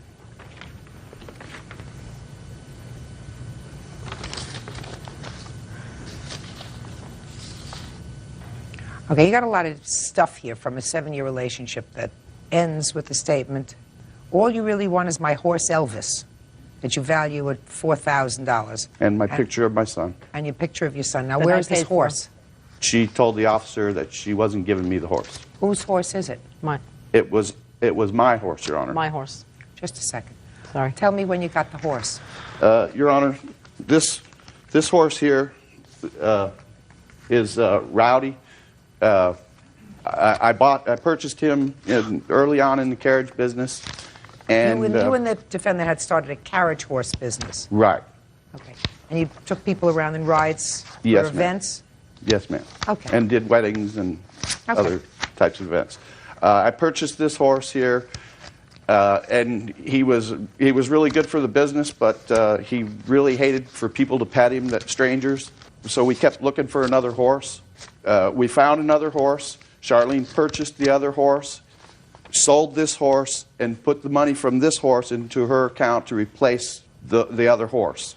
Well, how much was Rowdy? Elvis cost $1,800, and we sold Rowdy for $2,000.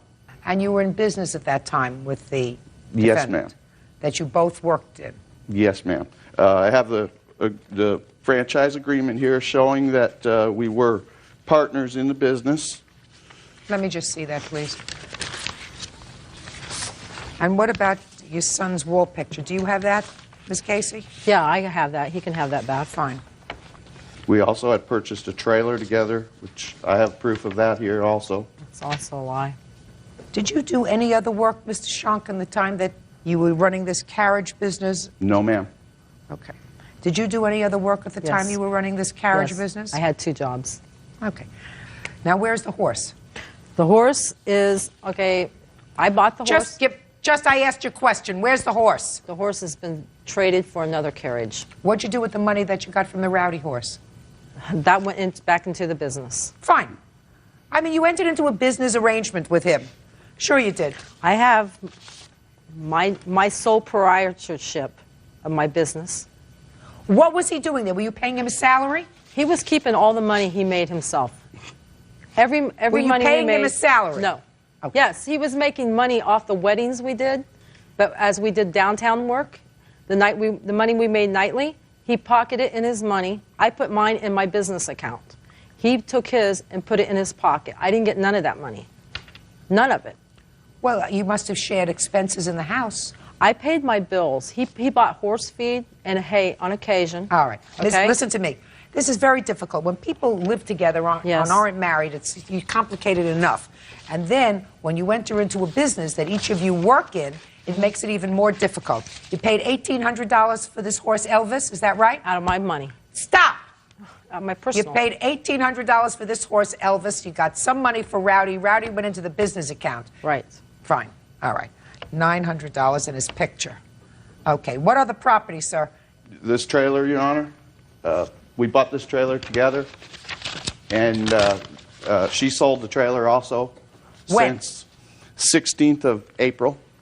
So, you were still living together. According to the paperwork here, it was supposed to be in both of our names, and I don't know how she sold it without my signature on the title. Let me see. I have the title. Let me see. Registration. Can I say something? In a minute.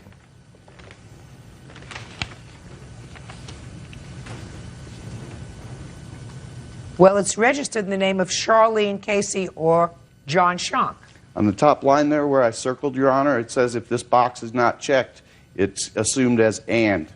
It says or. On the application for title, I don't care what the application okay. is. This is what the title says. Okay. Title says or. How much did you sell the trailer for? $1. Prove it. Well, I sold it to my daughter.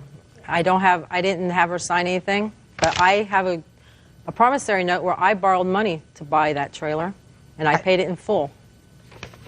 Let me see.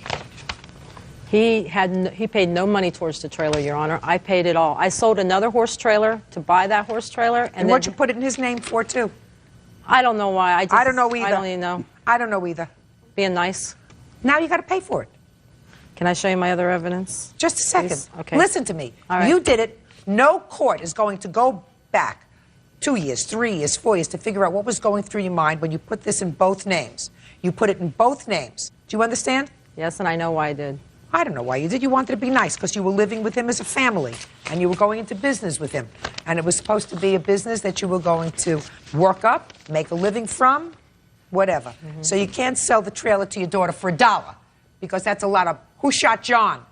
Don't play with me, madam. Don't play with me. Judge Judy continues in a moment. When he threw the phones across the room, I jumped out of bed and grabbed the phones and dialed 911 and stuck it underneath the sheets.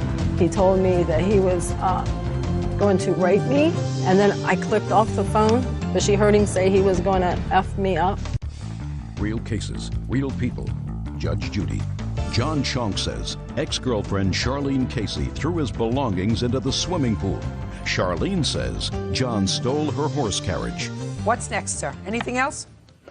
She made false report to Crime Stoppers accusing me of stealing the carriage. This is the original carriage that started the business, and she led them to believe that it was a random burglary that... Did you take one of the carriages, sir? I took 2 of them, Your Honor. 2? Yes, ma'am. Where are they? I have them both. You do? Yes, ma'am. How much do they cost when they were purchased? One of them was $4,200, I believe, and the other one was $2,500. There was a lot of other equipment in the business also, Your Honor.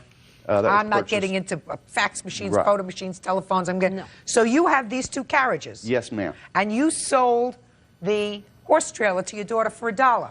Is that right? Yes, it is. That's a wash to me. You keep the carriages. You keep the carriage. You have no horse. You have a horse. You have a horse and no carriage. You have carriages and no horse. Sounds to me perfect. I have the receipts. I paid for them carriages on my own money, on my personal account. Listen to me. You don't have a personal account. Yes, you I go do. into business with him. Can you look at my evidence, please? Oh, sure. I'm going to look at your evidence, but you don't seem to get the drill. Mm-hmm. You can do whatever you like with paperwork, and you can sell something that you believed might be a joint piece of property to your daughter for $1. But that doesn't mean when you come into court, I have to buy it. Right. You lived together with this man for 7 years. You started a business. Off He and on. worked the business. You worked the business. He worked outside. You worked inside. He bought things that you needed for the business. And now you're separated. Now you say, here's all this junk. You figure it out. But you say, I'm going to protect myself the best way I can. I'm going to sell this piece of property to my daughter for $1. You say, I'm taking the carriages, so at least I have something. That may be all you're left with, except the $900 for Elvis and your picture. Now I'll hear you. Okay, ma'am. I did not file a false accusation. Here's my 911 transcript that when he attacked me and held me against my will, tried to rape me, tried to strangle me. I had marks on my neck. Here's my pictures. Shh. He was yelling at you. More than that. That's all it says. Well, this is because when he threw the phones across the room, I jumped out of bed and grabbed the phones and dialed 911 and stuck it underneath the sheets. So when he came running back in the room, It says he was yelling the at you. 911 officer heard him yelling at me, and then I clicked off the phone, but she heard him say he was going to F me up. And also when he was attacking me, he told me that he was going to rape me. Doesn't say that here. Because I didn't have 911 phone call on at that time. This is when he first attacked me. Yeah. And here's my pictures of the mark he put on my neck, how he busted in my room. And I tried to call for my son for help. I tried to get my arm to raise the window up to call for my son for help. He hurt my arm. That's why he left, because I had 911 on the other line, and he ran out the back door, and then the police came, and I went that day and got my injunction. Real cases, real people. Judge Judy. John Schonk claims ex-girlfriend Charlene Casey damaged his property by throwing it in the swimming pool. John says she also owes for the cost of a horse. When you went out to do weddings, who drove the carriages? We both did. Really? Yes. Oh, I didn't realize that. You both drove the carriages? Yes. No. Yes. For the first year or more, we only owned one carriage, Your And Honor. at that time, we took turns. He would take a ride, I would take a ride. And then when I got my father's inheritance money, I went and I bought the other 2 carriages. I bought 3 horses, and I bought driving lines. I bought $1,500 worth of harnesses. Gotcha. Okay. Mr. Schonk, your sole source of income was from these carriage horses? Yes, ma'am. Did you have any other source of income? When we originally started the carriage business, I had a full-time job for the first 2 to 3. Did you have any savings? No, ma'am. So it is a fair statement that Miss Casey makes when she tells me that she, in fact, invested the vast majority of the money for the property that formed the business. Yes, ma'am. Then how can you claim that you own these carriages that you took? I originally bought the first carriage. I started the business. No, you originally bought one carriage? Yes, ma'am. Okay. And horse and harness. Just a second. With what is my question? With what? I was working a full-time job at the time, and I sold my horse. Which horse? I had a horse before the carriage. We had horses all along. I see. So how much did you put in when you started the business? When we started the business, the first carriage was, I believe, $2,500. I'm not exactly sure of the price, but okay. It was right in that neighborhood. And where is that carriage now? The first horse was $2,000. Where is that carriage now? I had that carriage. How many carriages do you have altogether? I have 2. So the other carriage belongs to her? And half. Yes, ma'am. Oh, the other one belongs to me, too. The other carriage belongs to her? One carriage belongs to her. And so why didn't you give it back to her? Well, this was another carriage, the third carriage that we owned. She changed the locks on the storage unit, didn't allow me to work at all. After I got my injunction. Okay, I'm sorry. And I had nothing. She had my horse, she had all my belongings, everything, and I just took whatever I could take. All right, we have to give her back that carriage. Now, is there any way of identifying that carriage from the other carriage? Yes. How? It's white with red velvet seats. It was made in Canada, and it has a stamp on the back. Your Honor, this carriage was given to me as a gift right here, and she has it at her house. That one goes back to her in 5 days. The one that she's just described, and I will prepare the order. Do you understand? Yes, ma'am. Do you understand? Yes. Now, do you have one that belongs to him at your house? What is the one he's talking about? I have no idea. I never. She bought this maroon carriage and gave it to me as a gift. She That's said, a lie. "This is your carriage. The That's white a one lie. that I'm buying is mine." Forget it! Okay. Now, you get $900 and you get the picture of your son. You will return to her within 5 days the carriage. And I'm not satisfied that there was not an incident in the room after examining the photographs. I think that you had a couple too many beers, Mr. Shank. Now, I agree. Your countersuit is for lost wages and future income. Right. Forget it. You want the return and value of personal property. So you're getting back one of your carriages. And my harnesses. How many harnesses do you have? I have 2 harnesses. Your One Honor. goes to her, one goes to you. Anything else? Okay, this is a receipt that I paid $1,273 of the carriage that he says that he paid for. Listen to me. And this is my... I've given you absolutely more time than anybody else would give you with regard to this, stuff. Harness right here. Just listen to me carefully. It is absolutely impossible without experts who can value a business, who can value what everything is worth now, 2 years later, 3 years later from when you purchased them, to make a judgment. This is not a marriage. Now, if you've been married, something else. Then you get somebody who will value all of your joint and single property and say, we're going to divide it in half, you take half, because it's all marital property. You have some receipts. You paid for some stuff. He paid with his time and working in the business. You now have horses and carriages. You now have a carriage. Uno. Ma'am. Quiet. One carriage. You have no horse. Is that right? No, ma'am. Maybe you want to buy one. He stole everything. I had She no has way 2 to go to carriages work. right now also. Sir, ma'am. And a hay wagon. I had no way to go to work. I have 2 minor children at home. He stole every way I had to make a living. He stole the tool that was to fix the other carriage. So You 3 spent weeks. 7 years of your life with him. No. The business was in my name only.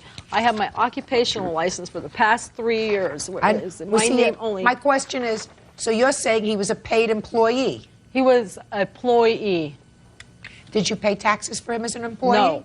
Goodbye. I tried to get him to pay taxes. I tried to get him to pay Goodbye. his taxes. He wouldn't pay them. No. Listen to me. My question is, he may not have paid them. Did you file?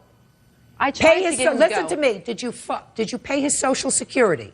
Did you give him a W-2 or a 1099? I tried to get him to do No, it. no, no. Listen to me, madam. Come over here, sir. Don't walk out on me. Put your back on me. I walk out on you. Okay. Did you 1099 him at the end of the year that this is what he earned? The answer is no. No, because I asked him to go with me, and he would not go. He doesn't have to go anywhere with you, madam. All you have to do is 1099 him, send it into the federal government. Did you pay his Social Security? He would not The go answer, he doesn't have to go anywhere. Did you pay his Social Security?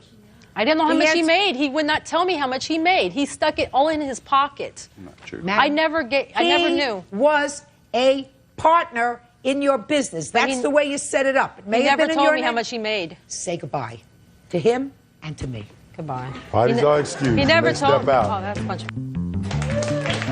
I was just basically drummed right out of my own life. Don't go into a partnership with a man unless you're married with him. Guys, look out for a woman like that. Ricky, she's all yours. Sworn in, you may be seated, sir. Have a seat. Who's going to speak for the two of you? I'll speak first. It's your claim that you did some work for the defendant who owns a bar in creating a website for him. You are owed $2,000 for the work that you did in creating this website. The defendant's answer is a rather novel one. Let me read the last line just so that you understand what his defense is. Okay. None of the people who work at the club expects to get paid. That's your defense. Correct. This isn't run by some charitable organization, this club of yours. Is it a club or a bar? What is It's it? an event promotion company, and we do, this is referring to the Sunday night club that we do. Explain the club to me. It's a drum and bass hip hop club. And do you have a room? 2 rooms, sound system, lighting. And people come there to dance? Exactly. Do you serve alcohol? Yes. You have a license to serve alcohol? The bar owns the license. How much admission do you charge? $5. And how long have you had the club? Nearly 2 years. Is it running up and running? Does it Yes. doing okay? Yes, does well. And do you do anything else other than own this club? Yeah, I do a lot of the work behind it. Other than the club itself? I'm not talking about Sunday night. I mean, For a are you living? a carpenter, a plumber, a shoe salesman? Do you do anything else other than the club? Yeah, I'm a web designer. And you make money from that? Yes. You make good money from that? Fair money. Good. You filed tax returns last year? Yes, I did. How much did you earn on your tax returns? I don't remember. Think hard. Everybody, I mean, was it millions? No, not at all. Less than 100,000? Yes. Then you would remember exactly how much you put down that you earned on your tax returns, sir. So be very careful when you give me your answer. About 30,000. And what portion of that was from the club? None of the club is filed in my tax returns. That's not? just for my separate job. Is this club in Costa Rica? No. It's here in the United States of Yes, America. it is. So what do you mean it's from a separate job? What My do you mean? tax, I don't claim the club earnings or loss in my taxes. Why not? We aren't a registered business yet. Well, you say you've been doing well. You have gigs every Sunday night. You collect $5 a person. The club is doing fine. So somebody's making money. It has to be you who's paying taxes on the money that you earn at the club. The bar that we contract through pays their taxes. And You have then, a contract with a bar? Well, we contract that night, the Sunday night. So you have a contract? Yes. Is it a written contract or an oral contract? Oral contract. Okay. We're Yeah. in there Sundays. We All do right, our but you're not job. going to get away from your taxes yet. How many people are at the club on any given Sunday night? It's really hard to say. Well, think hard. 50, 75. You say the club is doing well. These people have been to the club, have you not? Mm-hmm. Approximately how many people are there on any given Sunday? Probably about a couple hundred people. Not a couple hundred. We average 100. I'd say a couple hundred people. Let's say Gets he busy in averages there. 100. Okay. No. Okay? Just a minute. Let's say he That's averages fine. 100. 100 at $5 a person. That would be $500, wouldn't it? Every day. $500 Every every Sunday, and there are usually 4 Sundays in a month. Correct. So that would be about $2,000, a little bit more sometimes. There are 3 Sundays in a month, but let's say $2,000 a month. And Mr. McDonald, according to your defense, none of the people who work at the club expects to get paid. So the club makes $24,000 a year. There are other expenses of people that don't work for us. Like what? promotion, for printing flyers, anything that we outcontract we do have to pay for. Plane So who tickets, keeps- flying talent So in. he keeps the books on that. Me and my partner do. You and your partner. Yeah. Mm-hmm. Step up, partner. Name. Carlo. You have a last name. Fox. I didn't ask you your social security number. I just asked you your name. What else do you do other than work in the club, Mr. Fox? I pretty much work in the club scene. I also help my girlfriend who has a promotional business, and that's aside from the business that me and him have together. Now, did you file tax returns last year? No, you didn't. Right? No, I didn't. And that's because the club did not turn a profit, though. Oh, that's baloney. And I can explain to you why it is that the club didn't turn a profit. Well, What we do- you had 5 minutes to think about it, and I'm dying to hear the answer, Mr. Okay, Fox. We have what- existing past debt. We have existing past debt, but even that totally aside, we bring in big DJs. We bring in big talented DJs that bring a lot of people. We have to sometimes fly them from other cities. Once to twice a month, we're flying in DJs from other cities, and they could cost anywhere from $300 to $1,500. And so it's like, and yes, on those nights that we have $1,500 DJs, more people will come. We'll have maybe 250, 300 people down there. Really? But at the same time, if you do the math on that, 300 people at $5 a head, that's breaking even. And so it's for the most I part. wouldn't run a business where I was just breaking even. But we love it. It's like something that we care about. The So music. it's like a charity. It's not charity, but it's like a creative thing. Now let's get back to the lawsuit, now that I've tortured them sufficiently. Tell me about the creation of this website that you discussed with them and what the financial arrangement was. Okay, back in August, while we were at the Sunday night club, Ian approached us with the offer that if we agreed to be in charge of... I didn't approach them. I didn't ask you anything yet. That if we agreed to be in charge of certain duties such as talent management, video recording, hosting interviews, and all this is for the website. Mike here is a graphic designer, so he helped out with a lot of the graphics for the website. And also, I did a lot of the articles for the website, and he also is a resident DJ. And if we were to be responsible solely for these duties for 6 months, that he would give us $2,000. And we haven't been paid. Did you do what you were supposed to do on the Yes. website? It was more than just a website, too. Tell me what you did. See, well- you can't talk. Good. What we do is live video of the DJs that they bring in. We put those on the website. In fact, as an added bonus... So you videotape? I videotape them, yeah. And I've also has them on my website, With a what? whosmoke.com. I've put the stuff that I've recorded, I put it on my website, which is like a nice thing to do because web space costs money. So I do donate a little bit of mine. Mm-hmm. But we do interviews. Donate. Well, donate as a friendly gesture, exactly. It's Did donation. I say anything to you? Judge Judy continues in a moment. Me and Julia were dating, so I thought it was friends working together to better the club. And later today, Who's Tamara? I was a made-up person. So you lied to the police. I was drunk, so I was just mumbling out words. Hey, don't try to get over on me. I'm smarter than you'll ever be in your whole life. real cases, real people. Judge Judy. Julia Chan and her business partner, Michael Williams, say they designed a website for club promoter Ian McDonald. Julia and Michael claim they've never been paid. So you had this discussion with him, and he said, let's do the work for 6 months, let's get it up and running, and then I'll give you $2,000. Mm-hmm. 6 months came and went. You did what you were supposed to do. No money. Yeah. Now you can talk. The reality of the agreement is me and Julia were dating, so we were close.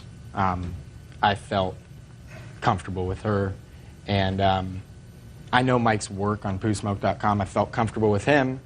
We sat down as friends to talk about the future of compression. It's not, we did not approach them, this is what we need. Do you want to like have a job? It was, let's sit down, we're friends, let's talk about what we want to do in the future with the club. Let's talk about the website, let's talk about artist management, everything, like they said. And in that conversation, you know, we talked about potential money that can be made, which I said I can see money being made. I can see $2,000 being made for you guys if you put in a good 6 months of work. I didn't think that this was a situation of like they're trying to find a day job and I'm the one who's going to pay their bills. I thought it was friends working together to better the club. Oh, my goodness gracious me. Mr. McDonald, let me explain something to you. You made an agreement with these people. You said, listen, we're starting up this club. We're trying to get it off the ground. I can't afford to pay anything right now. But if you do certain things, 6 months from now, the club's going to be up and running. We're going to be making some money. And I can see paying you $2,000 for the work that you do. Your club's up and running. Your club's making money. There's no question in my mind that your club is making money because that's how you two guys are supporting yourself primarily. And with all the money that you're saving by not paying taxes like the rest of us schnooks, you can afford to pay them $2,000. Judgment for the plaintiff. That's all. Step out. Parties are excused. You may step out. It never was a job in the first place. Business-wise, I've been screwed enough to not get screwed anymore, and this was an agreement. If I could put in my little 2 cents, I'll tell you what changed her mind, and it's that he broke up with her. I don't know what to say about that, honestly. I think it's completely made up. I think she was like secretly like in love with him more than she admitted, and I think that she had to take it to this level because she wasn't satisfied with what was going on personally between them. I don't want it to be a he said, she said thing, but there's no vendetta on my part. Don't work with friends. And now the next case. All parties in the matter of Kind versus Cameron. Step forward, please. 19-year-old telemarketer Janae Kine is suing her ex-boyfriend, 24-year-old landscaper Wade Cameron, for crashing her car by pulling the emergency brake while she was driving. Ms. Kime, according to your complaint, you were driving the defendant's car home from some sort of an event because he was intoxicated and couldn't drive. You got into an accident, you caused a great deal of damage to another car, and you were ordered to pay restitution. And you believe that the defendant should pay that restitution because it was his fault, because he pulled the emergency brake. Correct. Which caused you to skid out of control and hit the other car. Mm-hmm. The defendant says he did, in fact, pull the emergency brake, but he pulled it because you were driving erratically. That's your defense. Yes. How do you know each other? We're dating. How old are you? 19. And you? 24. What was the date of the accident? January 3rd, 2002. Where were you coming from? We were coming home from a party that night. Had you gone together? Yes. Just the two of you? No, there was 3 other people with us in the car. Were the other 3 people in the back of the car intoxicated? Yes. But you were not? I was not.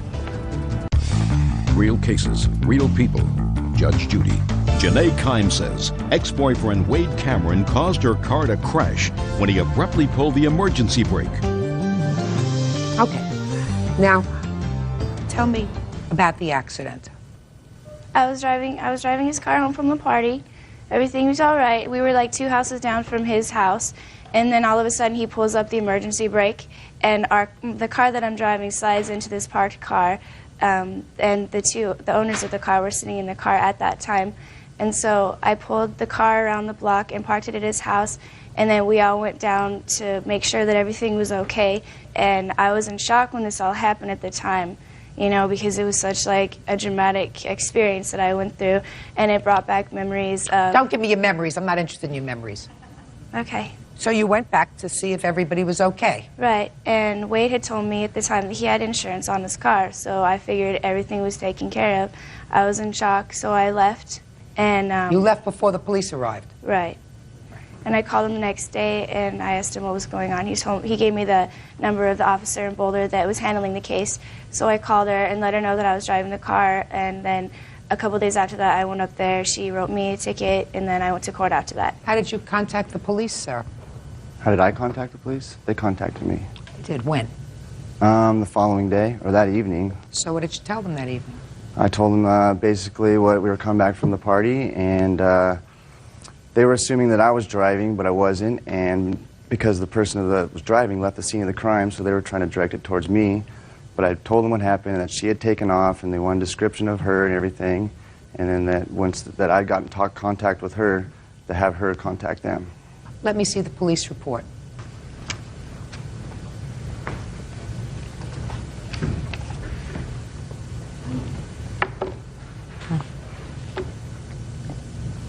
Did you first tell the police that somebody else was driving the car, sir? They were asking who it was, and I was describing who it was, and I didn't exactly say what she'd look like. Who's Tamara? I was a made-up person. So you lied to the police? Well, I didn't know her name exactly at the time. Like, You didn't know whose name? Well, I was drunk, so I was just mumbling out words. Hey, don't try to get over on me. I'm smarter than you'll ever be in your whole life. Bird, do you have a piece of paper there? I do. Good. I want you to give her a piece of paper and give him a piece of paper, and I want each of them to write down, prior to today, when the last time was that each of these people saw each other, spent any time with each other. Do you understand my question? Prior to today. Okay. You need a pen? You need an extra pen? I want them to do it independently. Thank you. Mm-hmm. Look over here, sir. Eyes front.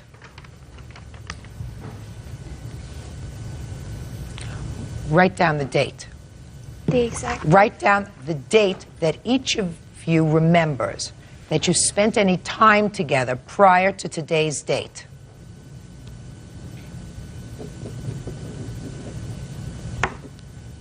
I'll take them.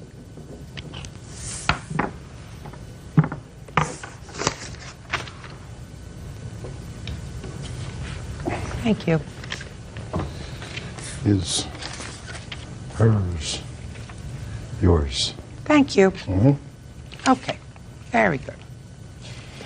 Now, what did you have to pay restitution for, by the way? I had to pay restitution for $6,839 for the whole damage to the car that I hit. Because he didn't have insurance? Right, and yet he told me he did. When did he tell you he did? He told me he did that night before I was going to drive his car, because I was planning on driving them home anyways.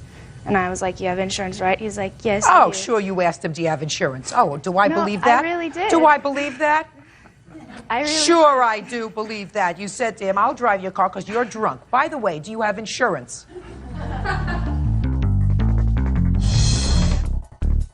I want to tell you something. I think that all of you people got together and made up a very good story. That's what I think. It's not going to wash with me. I don't believe he pulled the emergency brake. I believe the car spun out of control. Did you have a driver's license? Yes, ma'am, I do. Good.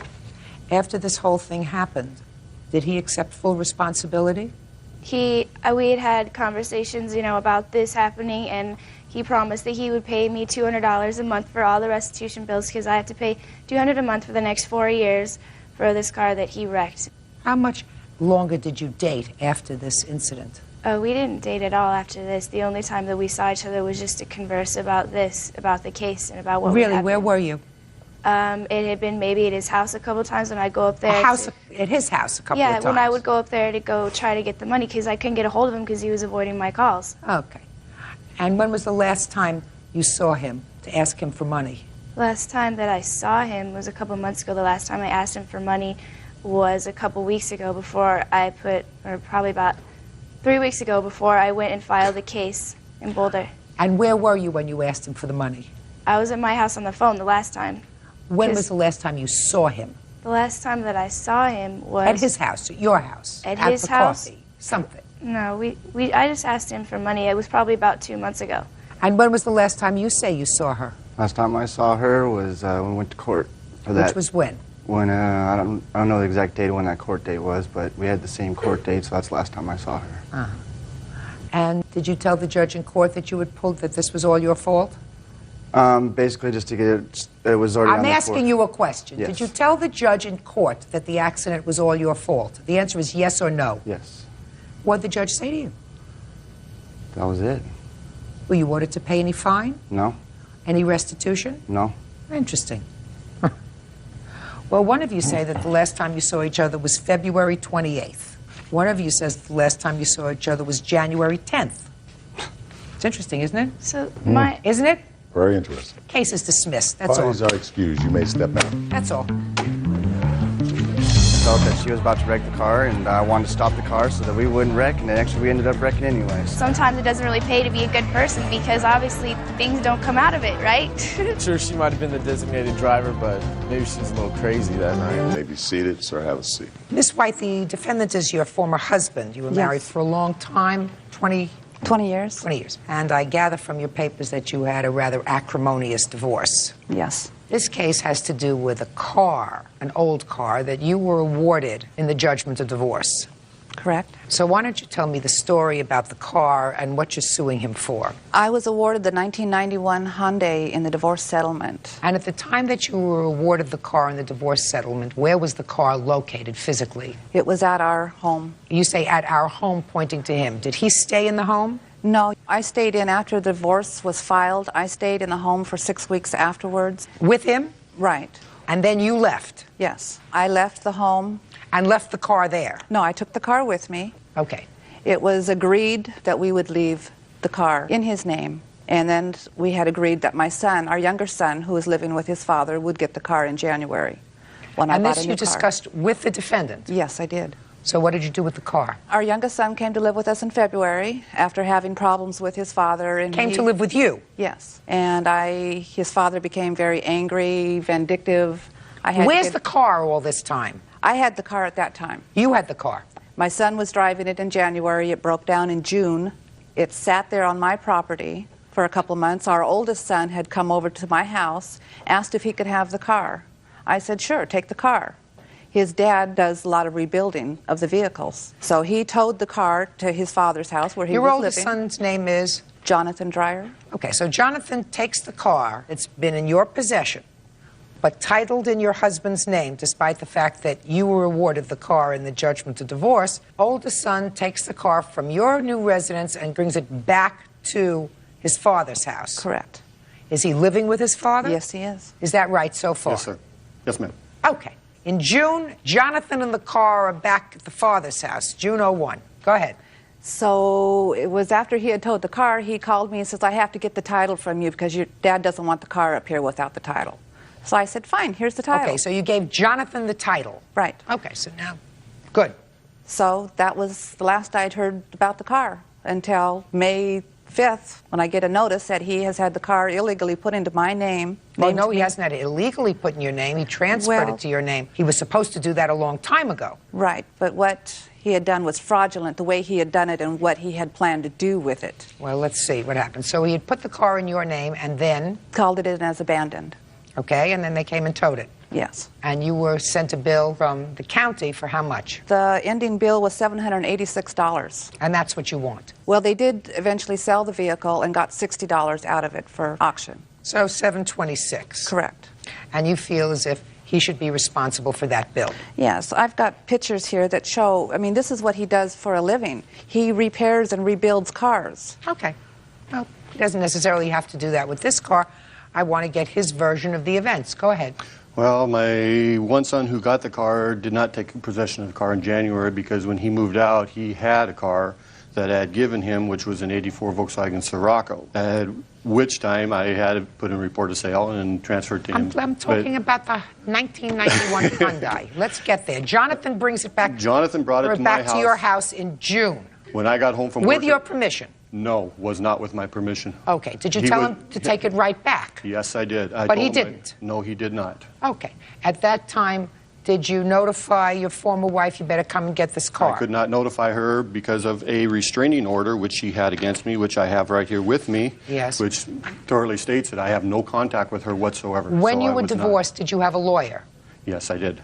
Then you call your lawyer and you say to your lawyer, send her a letter indicating she better come and get the car. Then you're not having contact. Do you understand? Right.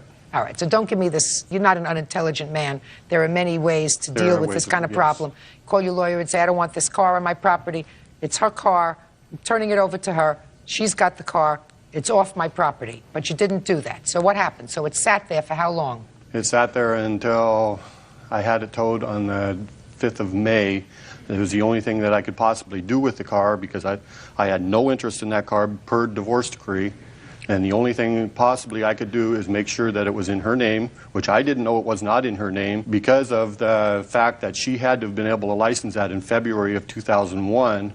And in order to do that, she would have to have signed the registration to do that. So she signed your name. She probably did that over the last 20 years, Yes. 100 No, times. he gave me the registration. It came in his mail that he handed over to me. So it's that's very possible. So I put in, by law, a report of sale, which I did not have to do because it already stated in the divorce decree that it was her car. Who are you? I'm a companion of Sherry. I don't want to hear from you yet, if ever. Judge Judy continues in a moment. She started to get very vindictive against my girlfriends. She even emailed to one of my girlfriends just to break us up. This is a lie.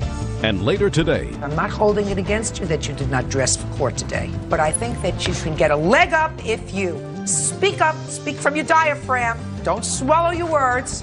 You got it? Speak up, speak from your diaphragm. Don't swallow your words. You got it? Real cases, real people. Judge Judy. Sherry White says ex-husband Dale Dreyer illegally towed her vehicle and then had it impounded. Go ahead. You put the car in her name, then you I called did it, not put the reported car it. in her name. I just put in a report of sale saying that the car was hers as of November. And at that point, I had the car towed. I put in a 72-hour notice in the window, which is required. You put in the window of the car. Listen to me. You put in a 72-hour notice in the window of a car that's on your property, Correct. and then you had it towed. Then I had it towed. That is all what's required in the state of Washington. People who own the car do not have to be notified. It just has to be put in the window of the car. How long did your divorce take? 6 months, 8 months, a year, No, 2 our years? divorce was 90 final days. in 90 days. And it was a good divorce. In fact, we used the same lawyer. It wasn't until January when she started to get very vindictive against my girlfriends, where she even emailed from the work computers to one of my girlfriends just to break us up. She's been doing this since we've been divorced. This is a Okay. lie. Don't you think it would have been the smarter thing to do, instead of having the car towed off your property, to have it towed onto her property? She would have still got the towing bill, and it still would have came back to me. Maybe.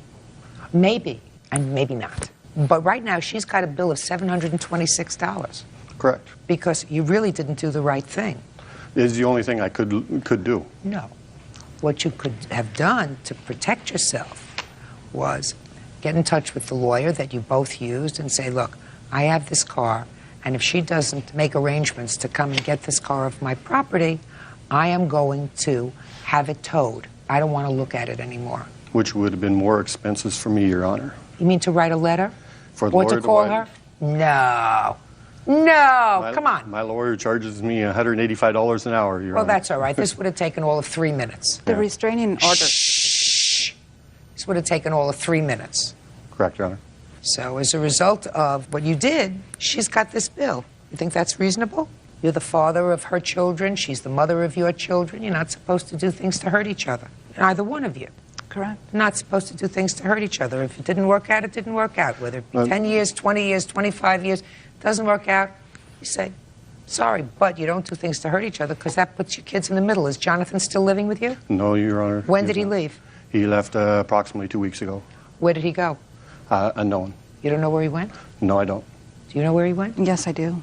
He's living with his girlfriend and her family. How old is he? He's 20. Did you have an argument with him? Yes, I did. Do you see your youngest son? Yes, I do. He comes over to visit? He's called me numerous times in the last month and a half. Has he come over to visit? Yes, he has. So there's not a problem with him? Yes and no. I can't answer that. The reason is yes, there is a problem with him, but I am dealing with the problem. Okay. Well, deal with this better.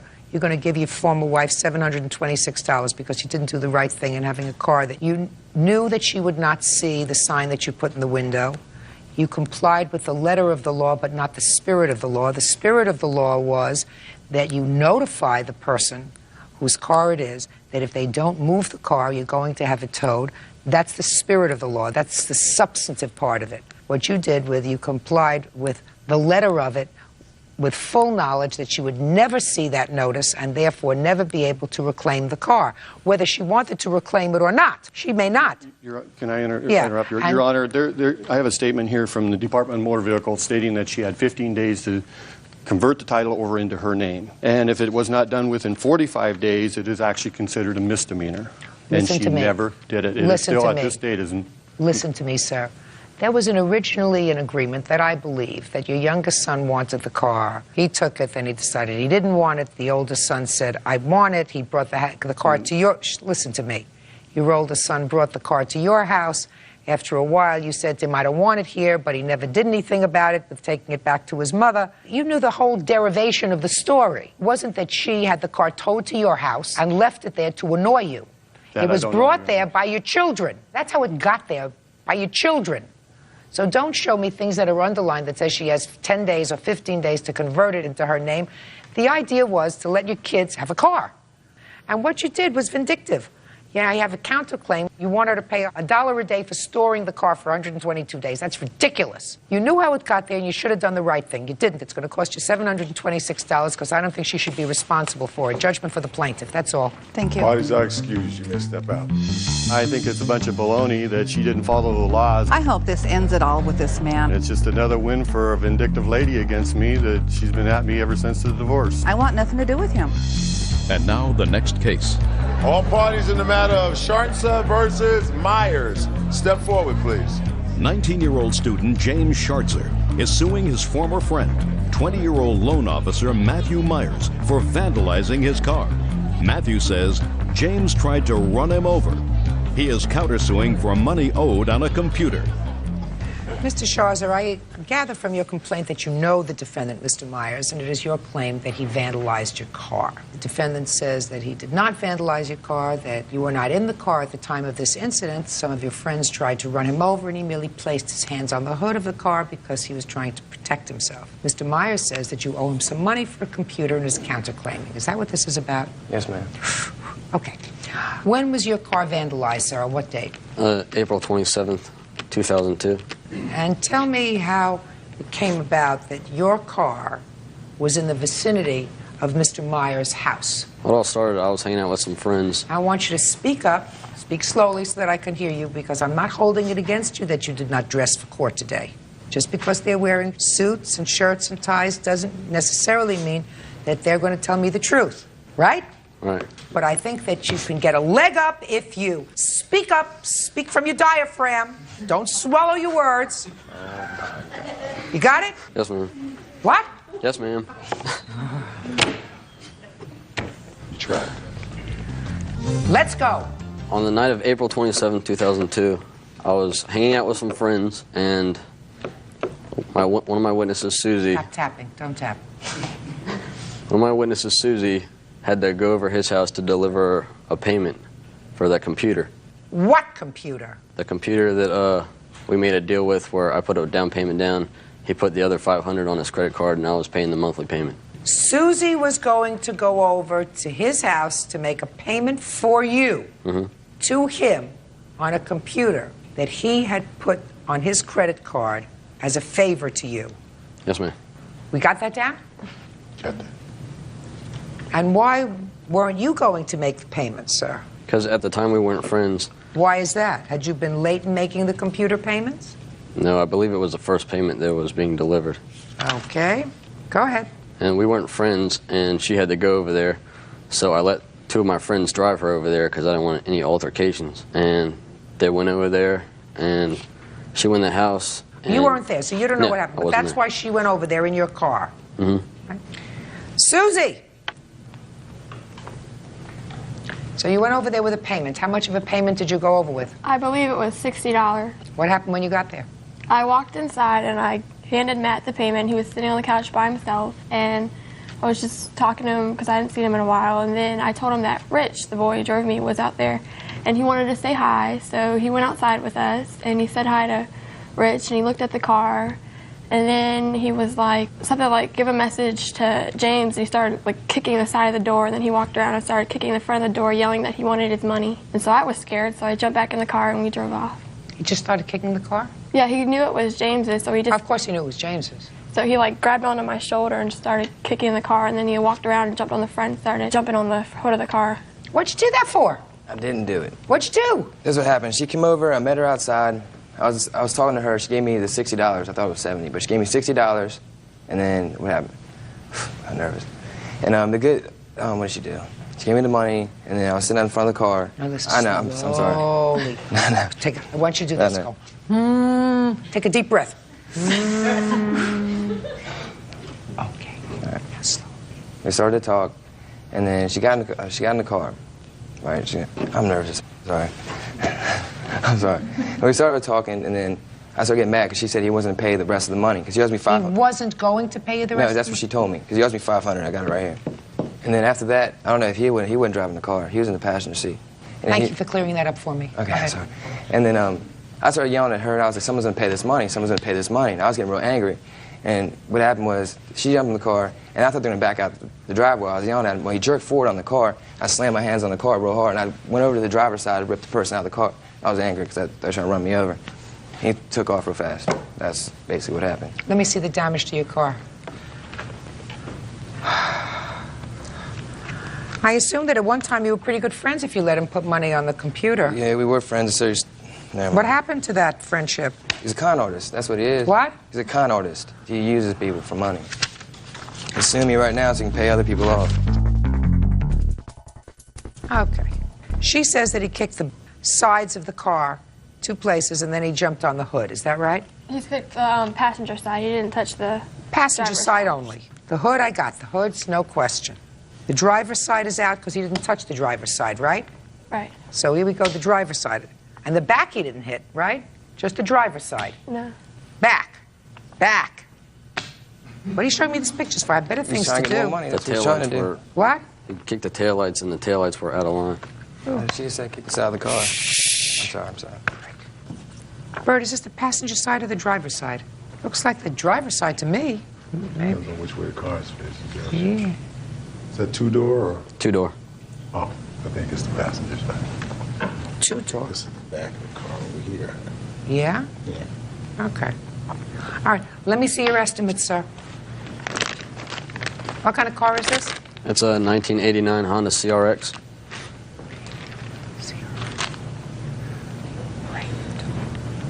Left door damage, left quarter dents, left to light, left quarter. He only kicked in one place.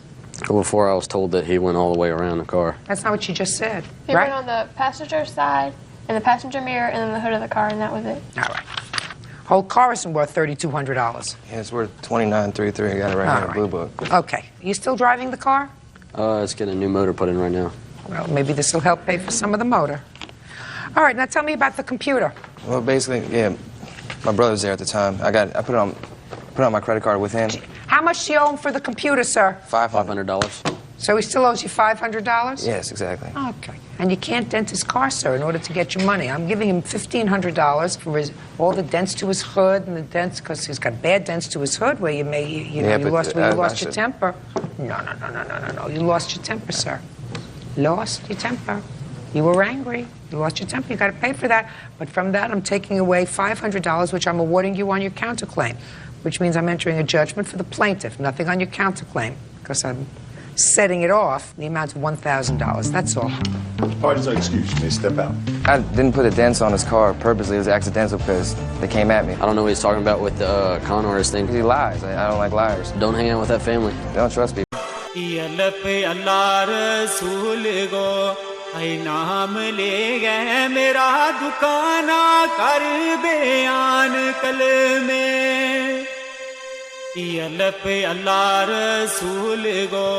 ऐ नाम ले गए मेरा दुकाना कर बयान कल में ऐ लिखी मौत की गल में बहुत दुखिया ताई लगो तिनार वाण कल में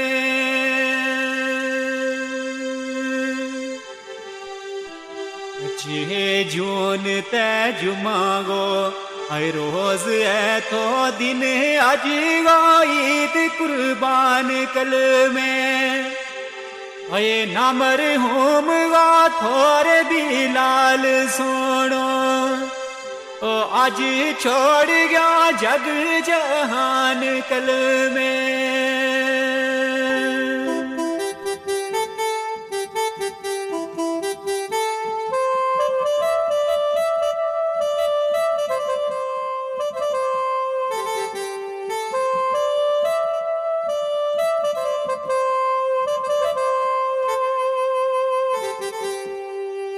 खुशी दिवाली बदली गम है अंदर कर लाड लागो कुछ बयान कल में ऐ खुशी दिवाली बदली ओ गम है अंदर कर लाड लागो कुछ बयान कल में ओ इज़राइल उड़ीक माथोरे शायद ताई चले हो सुनो न हाण कल में तेरो मुख भी लाल रे छन यारू अकल शकल सोनी तो जवान कल में आई मौत डाडी ले चल गई कियो कर मारो बियाबान कल में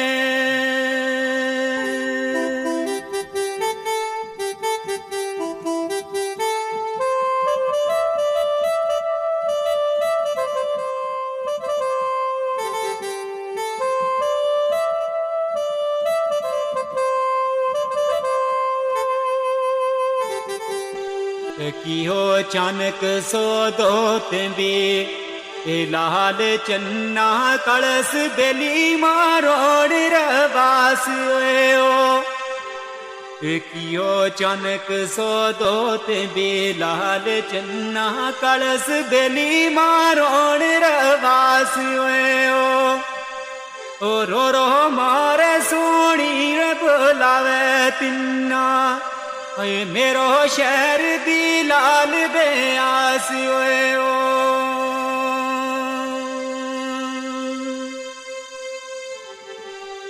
ते नवी बेल बूटी कचो आय फल लगो कची फसल वर जिसरायणास ओवे ओ लुगो रोवे ते भली उड़ करे आड़ा मेरे अरुणा कोरे उदासियों में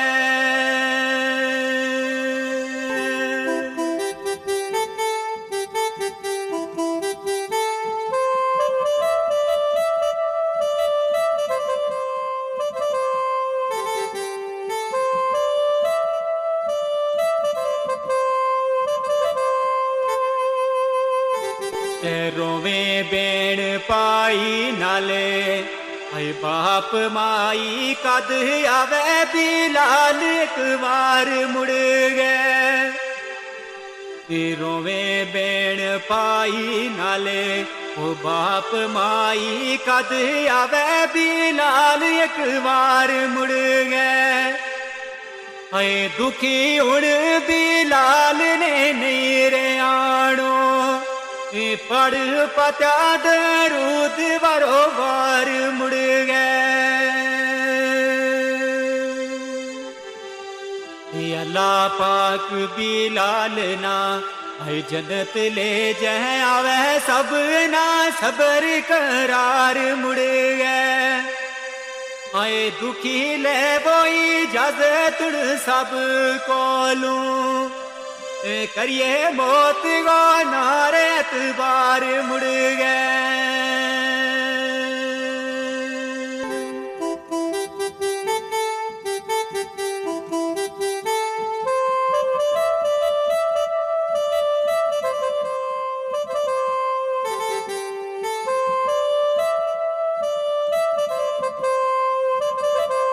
ये आखिरी शेर जावेद मुंशी दी तरफों वाली मामून दुखी हो रहा नाल शीन शेर लिखे बली मोहम्मद सोने जड़े बोल जावेद सुनावे छोड़े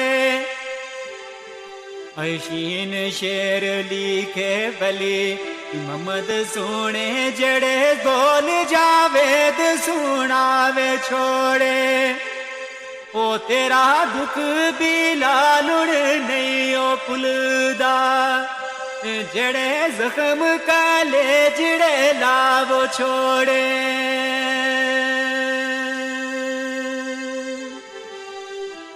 तेरी खबर नो रब दिल शाद रखे असा कोलो क्यों मुख छुपावो छोड़े ओ पिया मान बिलाल दुआओ मेरी रोज मैशर तेनू रब मिलाओ छोड़े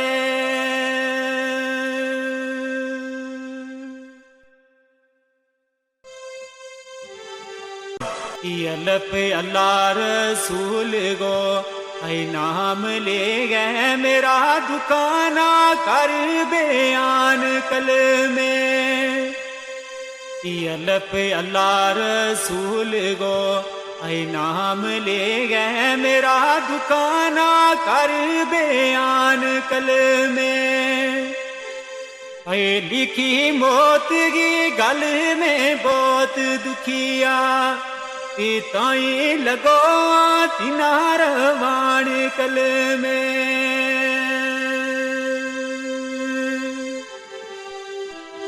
छे जून ते जुमागो ऐ रोज है तो दिन आज गो ईद कुर्बान कल में ऐ नामर होम गा थोरे भी लाल सोनो ओ आज छोड़ गया जग जहान कल में